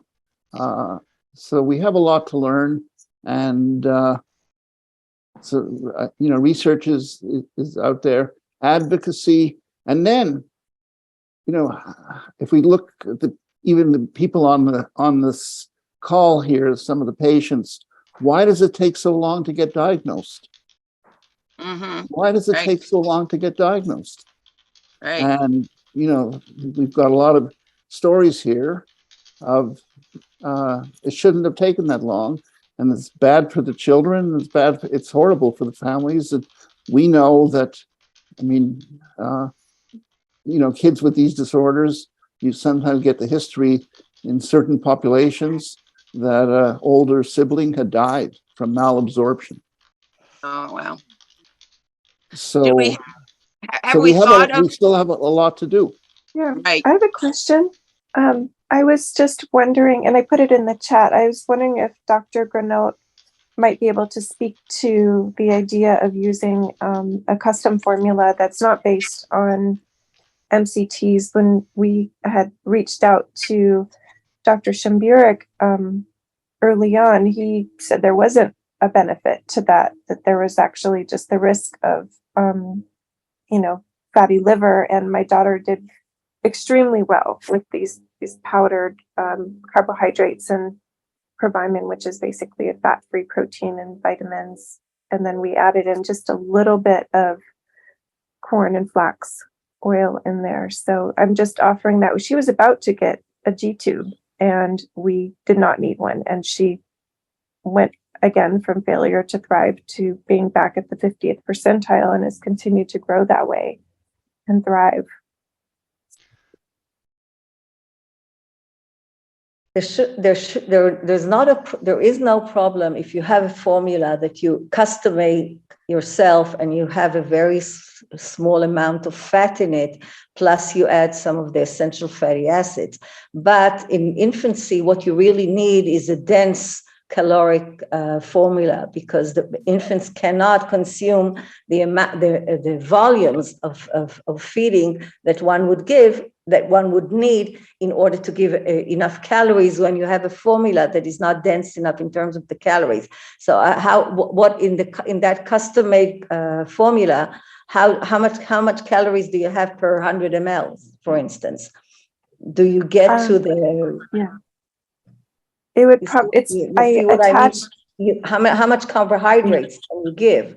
You need the dense formula, and you get it from the fat. You have from 1 gram of fat, you have 9 calories. So that's different. With MCT, you have a little less than the 9. It's 8 point something. But still, now you mentioned already in the beginning of today's session that the concern about the fatty liver. I think we were concerned about MCT and fatty liver 30 years ago when whenever we saw fatty liver enzymes going up and fatty liver, we asked the patients to stop MCT. There was really no difference. And I can say from my experience with at least more than 40 patients with A beta that there was no correlation between liver enzymes, fatty liver, and the amount of MCT that they consume. And there are some patients that don't consume any MCT and still have fatty liver, obviously, because they don't make the VLDL particles that take out the fat particles from the liver. So I'm not so sure that this is really a concern, but it's possible. Yeah. We've heard of there's a wide spectrum of symptoms. Exactly, and even heterozygous hypobeta patients who never have MCT, they don't have MCT, and they have fatty livers. So Right. Can I make a comment, because it came up in the chat also, about the fact that night vision starts. People have night vision problems even early in life as teenagers. Right. So, I mean, this is really, there's a lot to be learned from current AMD research, because a test like an ERG is a steady state a sensitivity measure, whereas rod-mediated dark adaptation, which is being developed for AMD, there's a commercially available device, actually measures, it's a measure of the efficiency of retinoid transfer from the circulation to the photoreceptors. So it's measuring exactly, it's essentially a representative of important things from the circulation to the retina, and that's what's the problem in that is a problem in Abetalipoproteinemia. So it's really important, and and I'm happy to play a role in this, in getting research questions and study patients to places that have the right diagnostic tools. And I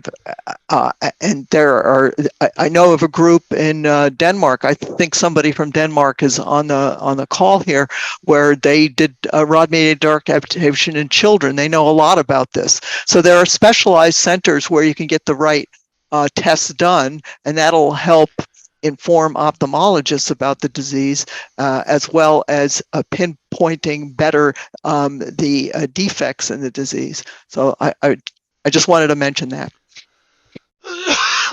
Decrease in night vision. One of our patients she presented at the age of 4 with decreased night vision. That was how she was diagnosed with A beta at the age of 4. I think one of the things we as a foundation will be doing after this symposium is really getting a summary of some of these key points, which will be guiding us in the future of things we can be doing, to make the situations better. To me, I said earlier, well, we're dealing with a treatable disease, but it's not all that easy to treat, is it? And how can we make it easier? Right. can we create a clearinghouse of information through the foundation's website that would kind of be a map for doctors once they have diagnosed a patient of where they can go to get the information that they need to get on the right track to be treating that patient correctly? And I know it's going to vary. I know it's going to vary for each patient, but at least get them on the track of going in the direction they need to go.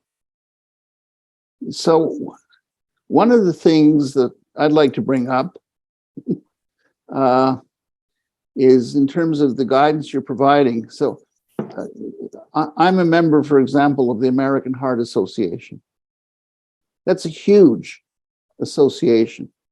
The American Heart Association has committees that write advisories, and they get published. And what does the American Heart Association have that gets this done? Is they actually have staff and finances that allow these things to happen. And one of the, I'd say, limitations we're having here as a foundation is we really don't have a lot of funds. Right. We have volunteers. we have volunteers, and all the volunteers are either patients or caregivers or doctors. Caregivers or who have day jobs. Right. And so how do we, I'm going to ask now, maybe, how do we raise more funds so that we can get actually an administrative staff and a staff that can help, put together some of these papers, because that's what happens actually in the American Heart Association. You get help from a lot of, people who are employed. How do we improve our income? How do we get more money, not just for doing things, but how do we get money where we can actually fund research studies? Has anyone that's on this call been involved in the startup of any of these types of organizations that could give us guidance in that regard? Well, I've been involved with a particularly successful organization involving a rare disease called primary sclerosing cholangitis. Boy, that's a mouthful. PSC. And it is a rare disease, but it's more common than our group of diseases. But, they got started about maybe 10, 12 years ago. So it took time. They had to get together, get some dedicated people, both patients, parents, because it does occur in pediatrics, and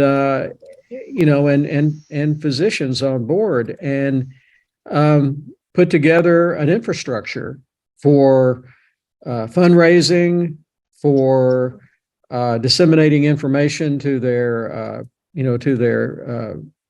group, the group of interest, and then not just continuing to plow forward, not resting, just keep things going. They talk to pharmaceutical companies. Actually, PSC has no current cure or even good treatment, despite the fact that there are a lot of things in the pipeline. Well, for at least our group of diseases, we know we can treat it with large doses of vitamins, and they do respond. So it's a treatable disease.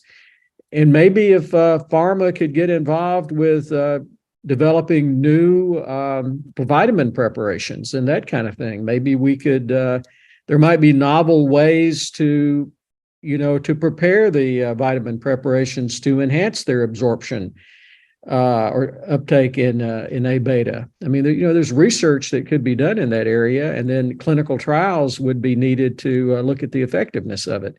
But we got to keep putting bugs in ears and sort of bugging people. So that is, you're saying then to maybe help fund some of this kickoff activity. You're saying find out who everybody's getting their vitamins from and look at those providers and ask them to help sponsor some of this. Well, that would be nice. Unfortunately, a lot of the, the vitamins we have access to, for the most part, they're food supplements. They're not, covered by the FDA. They're, and of course, I guess you heard, as a report recently, someone got a group of these food supplements, so forth, and then actually analyzed them to see how much of their purported, what was supposed to be in them, how much was actually there.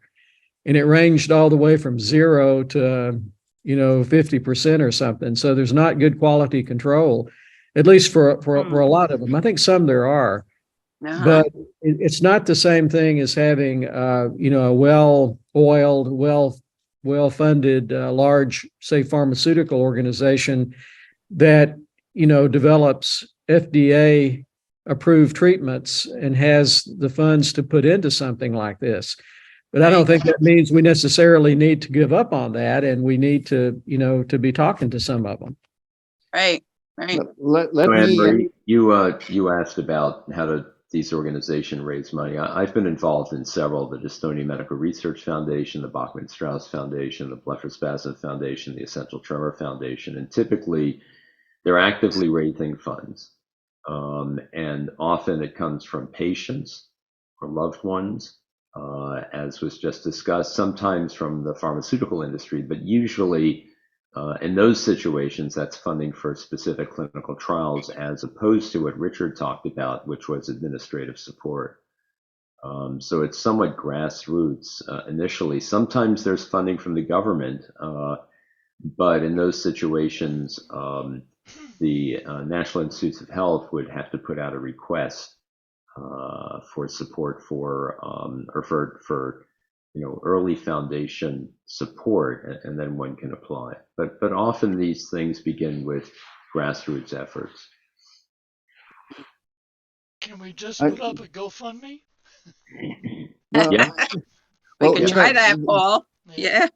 There's some of us on the screen that get grants from the National Institutes of Health, but not right now for A-beta. And I see Dan Rader, you're still on the call.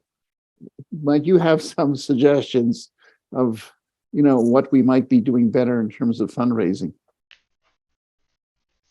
Hey, hi everyone. Hi Richard. Yeah, your question started with NIH, but then you sort of broadened it to fundraising more generally. Yeah. As I just put in the chat, I think because it's very clear that therapeutic genome editing in the liver is going to be a reality. I mean, obviously we already know it works in people, and I think A-beta is a terrific candidate for that. And I think that as an ultra rare disease, proof of concept that we can do prime editing of very specific mutations in MTP as a curable approach to A-beta is something we should be able to leverage for funding, both NIH based, but also potentially foundation and philanthropy based. So it's something we're actively working on, and I'd love to, for those on this who are interested in continuing the discussions around that, I'd love to have a discussion about that. Maybe we could plan another meeting around that specifically. Related to that is a question I posed, and maybe I should know the answer to this, but is there any kind of national registry or global registry of patients with A-beta? No, we are trying to do it. We are making an effort. Actually, we had applied to NARD for some help, but they did not accept our application. Yeah. So what I'm doing is I'm writing an IRB in NYU, so at least we can just get it started. Yeah. We are trying, and I think Noel Peredi in France, he's trying to do the same thing and see if we can get some kind of a registry going on. So we need an effort, a concerted effort to have a registry, because most of these companies who have approached us, the first thing they ask is, how many patients do you have a registry? Exactly. I think as a short to medium, we really maybe ought to focus as a community on how to figure that out. And we could use some funding. It wouldn't have to be a huge amount of funding to really make that happen, but I think that would be huge. What was the basis of the rejection from NORD about your registry? Do you have any feedback on that? So I actually inquired with NORD, but they haven't gotten back to me on that. So I'll reach out to them again. But we had a robust application. They came back to us a few times about clarifying questions, and I found it, I was surprised by the rejection. My guess is our patient population is so small that you may not need such a big investment for a big registry. A lot of the clarifying questions were around who is going to manage the registry and what type of support do you have. So I think that they were mostly concerned that we were really just volunteers with day jobs and that we didn't have enough help and assistance in making that successful. Yeah, I'd love to pursue this issue, these dual issues of sort of the registry and sort of gene therapy / therapeutic genome editing with any folks who might be interested in continuing those discussions. I've had recent discussions with a foundation that's very interested in funding ultra rare disease and therapeutics for ultra rare disease, recognizing that pharma isn't that interested. And so I'm hoping that they might be interested in at least getting a registry, helping to fund a registry, getting off the ground, and then ultimately maybe some of the work needed to be done for the therapeutic approaches. And I think NCAT's, another NIH institute that's very interested in translational therapeutics also might be interested with the right proposal. So it's just a matter of, I think, pulling the community together to put together compelling proposals to a couple of these potential funding agencies. Are rare diseases getting enough, let's say, publicity in the press? Could we be doing better? Would that be helpful in terms of advocacy and in terms of fundraising and making people aware?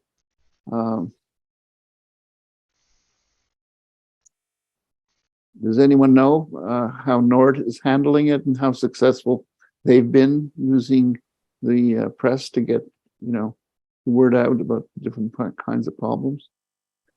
I think they help every individual organization so that, the major thing is, you have a hearing with the CDC so that you can expose this, so there are two major things they do. I mean, they advocate. One is through NIH process, and where you can have a way so that, like what Dennis told before, that we register in every state so that, infants soon after birth, they can be diagnosed, undergo some kind of diagnosis, like sequencing and all those things. The other one is we have a hearing with CDC where they, usually there is a pharma companies who will hear mainly from patients and other to see what is the requirement and what we can do. So those are the two ways where we can get national attention in US.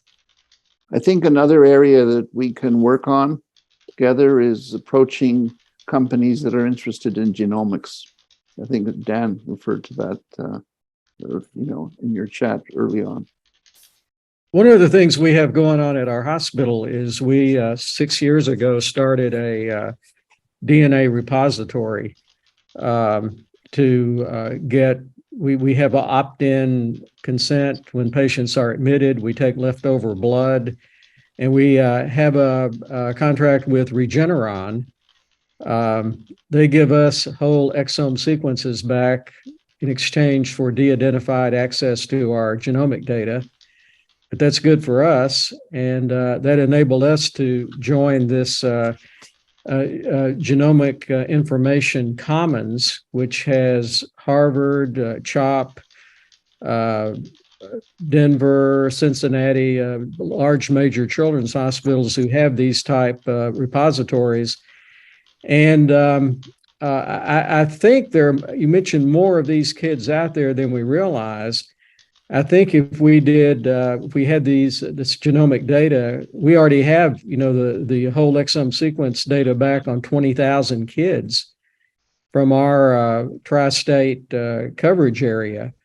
if we could query that and find out how many of these patients might be out there and have some other diagnosis or maybe misdiagnosis, it might give us a larger patient base, not only to give them better care, but to increase our numbers to enable us to lobby a little bit better for help.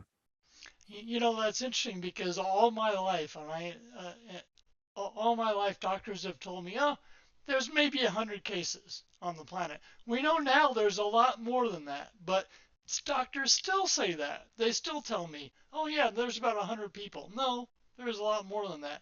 And the point that I just wrote about, you know, you can't treat an illness that isn't properly diagnosed.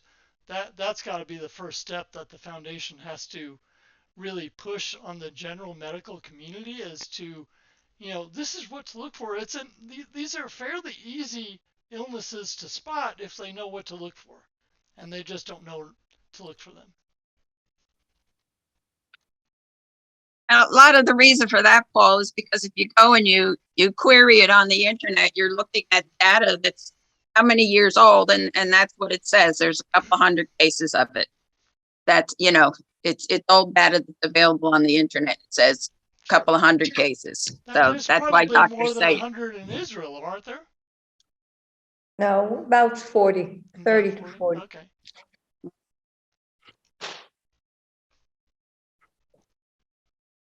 I'd ask of the sort of families on the screen, well, it's going to be hard to answer, but how many have been diagnosed by what type of pediatric subspecialists have been most active in the diagnosis? gastroenterologists. Right. So maybe That's who diagnosed us. So maybe we should be targeting the pediatric GI group a little more, and publish a couple of papers relating to what we're talking about today, perhaps even a perspective in the pediatric GI journals. Actually, our first article that Cindy helped pull together appeared in Gastroenterology, which I guess a lot of pediatric GI people read, but I just don't know how deep it affected the pediatric GI community.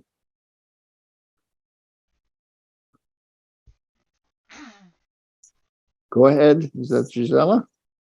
You need to unmute yourself. Yeah. Okay, I'm sorry. First, I want to first and foremost thank all of you for putting this foundation together, because 26 years ago, I never thought that I'd ever see this. Because back when my daughter was diagnosed, when she was little, 26 years ago, I maybe talked to two people, if that, and I struggled. And one of them was from Israel. I was just searching and searching. And so to see this happening now, it's like a miracle, true miracle. So thank you so much for having interest in doing this. You were talking about like fundraising and things like that. I think it's important that we, as I'm the caregiver, but my daughter is the one who is the patient, that we need to show our patient stories. We just finished Rare Disease Day on the 28th of February. And, ever since then, I've been trying to put my daughter's story out there. I mean, I've gotten her story out there on A-beta. Actually, before the pandemic, she was written in the Washington Post, her story, and there was A-beta out there. So I'm thinking that that's what we need to do, because it's important that people see our stories, because that's what pulls at their heartstrings too, when they actually see the patients. And like on NORD, you can always post your story on there. And anytime I posted it, I've never found another person that had A-beta. Never. Never saw a story. Actually, I think Anne-Marie McPhail, she posted her story. It is on our website, and the same thing is posted on NORD. So we are starting. We actually, Cindy and we have been encouraging all the people like Paul, Ali, and all. Actually, we had some interviews, and we are helping them write their stories. So we have to do it. If you are willing to do it, and we can help you if you need editing and things like that, we are here to help you. That's easy thing for us to do. Right. And I mean, not only just on your website or our website, but there's so many different organizations you can put it on. But I'm just saying, I think that's important. And the other thing I wanted to say is that I think what I wish that we could get help for is the young adults. I know we're talking about pediatrics a lot, and that's very important too, because obviously my daughter was an infant once. But what I'm saying is now the young adults, they kind of like slip through the cracks. And the transition from pediatric help to adult has been the biggest nightmare of our life, because we don't know who to go to. We don't know what kind of team of doctors we need to get, because she came from Children's Hospital where she had all her specialists there. All of them were there, and they all could report to each other. But now, she got kicked out of there because she's an adult. So now it's like from scratch. And every single time you go anywhere, an ER visit, whatever, the doctors come to us and say, who follows you? Who's following your daughter? I mean, she just had an endoscopy done, and the doctor came in and he goes, who follows her with this condition? Because you need to go to a bigger hospital, because no one here knows, what to do. So we're just like in that struggle. So if you could give that advice of like what kind of team of specialists to get, and I'm not necessarily saying you need to recommend anybody, but at least give us some kind of guidance on what to do, because it's just been a nightmare. I think you brought up a huge point, a very important point, because if we look at other conditions like cystic fibrosis, congenital heart diseases, they've all have systems now for transitions from the adolescent to the adult doctors. And in some countries, actually pediatrics ends at the age of 13 or 14. And we've got a big problem. And I think that's something else that's we can think about addressing, transition, and how do we get it to the adult community. Thank you. So Richard or Mahmoud, is the paper that Cindy's the first author on, is that available on the website for downloading? Because it sort of frames out the types of experts that should be engaged in taking care of someone's condition. Yes, it's open. Yes, it's open access. All right. Yeah. It's open access, but I don't believe it's on our website. Paula, correct me if I'm wrong. Are you talking about the Journal of Clinical Lipidology paper? Which one? Because I know one of your papers, Cindy, but I'm not sure I know the other one. I thought they both were, but if there's one that's not, please send it to me or to Joshua, and we'll get it up there. And Gisela, could we get the Washington Post to agree to let your article get onto our website? I'm sure it's on. I mean, you can, if you Google it, it pops right up. So if you can get it on internet, I'm sure we can put it on there. Okay. One thing we need their permission. One thing you can link to it. You could just put in the link to it, say, right? Yeah, and say read it in the WAPO. One thing that we should think about is that whereas we can't give direct patient care as a medical advisory board, but whether we can help by identifying people in your community that might take an interest. So we should think about how we can do that, if that's possible. I've noticed in the chat some questions about how to educate doctors, and it's clear there's a range of doctors that need to be educated. Certainly the pediatric GI specialists, but in this transition to young adulthood and basically the whole lifespan, I think ophthalmologists should be engaged, because ophthalmologists have the opportunity through imaging to see very early change and follow the disease accurately over time and advise. And I've had experience with this over the last 10 years because I did a lot of the histology that backs clinical OCT for AMD. And this was accomplished by publishing papers and showing up at meetings and getting it into the literature. I was very fortunate. I showed just a few of the images, but I worked with a really prominent clinician in terms of expertise in imaging, and this was someone whose opinion was well regarded. So I think that a few well planned clinical studies, even good case reports are helpful. I mean, there's a paucity of case reports. I had the one case report I found with a good picture of a fundus that with RP was 20 years old. You know, we should be able to do much better than that now. So I hope I'd like to advocate for that. Good. I have two suggestions for the board that we can discuss at future meetings.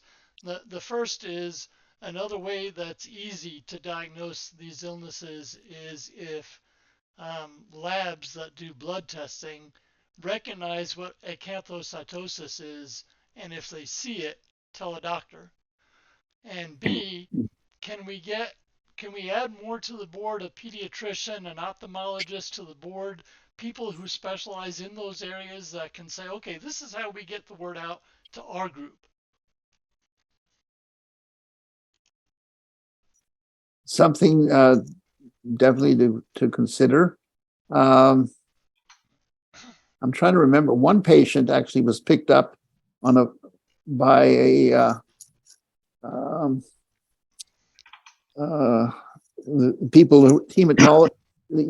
hematology lab doing blood smears, and they got back to the doctor and said, this child has acanthocytosis. So it was picked up by a technician. And also, you had a patient who was picked up by DNA sequencing, yes?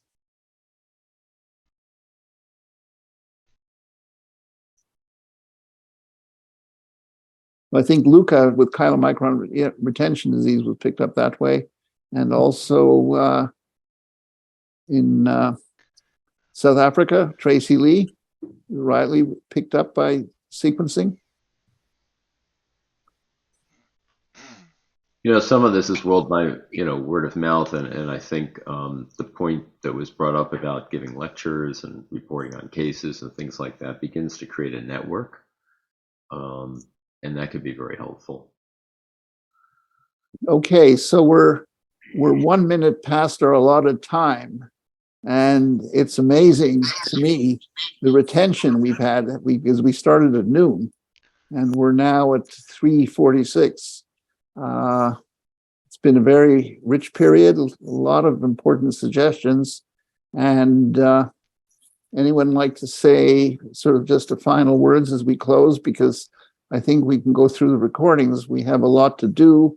We've learned a lot. And I can say that as one of the people who got involved here early on, I'm really grateful to everyone here who participated. It really provided a lot of food for thought, so to speak.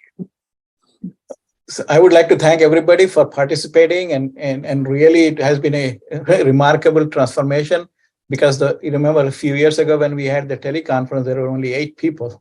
Now we had 30 people. So I think we have created some enthusiasm in the community, and we would look forward to your participation. So if you have any suggestions or anything, please email us or, through foundation or anything, and we would be able to help you, and also ask how you can help the foundation, how we can all grow together, and what help you need from us, and how you can help us, so that we can help the next generation and also the people who are suffering now. And as Richard keeps reminding us, this is a treatable disease. So people with this disease should not suffer anything. So that's our motto. So we should come to that stage that this should be treated as not a disease, but it's one of the things, we can manage and treat, and people should not be worried about it. That's our motto. I would like to suggest that the patients and caregivers that are here with CRD or familial hypobeta, please join the A-beta Facebook group. It was only called that because that was the only illness I knew. So I'm happy to change the name. We should all be in one group, I think. So please search Facebook for Abetalipoproteinemia and join the group. Yeah, change it to ABL plus group. Stay involved. I can Give up. change the name Stay involved. and add tags, definitely. Well, that'll be one of our challenges we have to address too, how to get to a simpler name, but we'll save that for our, pondering as we move forward and get ready for the next symposium. So I'd like to finally thank everyone again. Thanks for joining us. And for those who are in time zones where you're in the evening or the night, have a very, very good night. In Israel, you can say Laila Tov. And thanks for being with us. Thank you. Thank you all. Thank you. Bye. Thank you, everybody. Have a good day or night.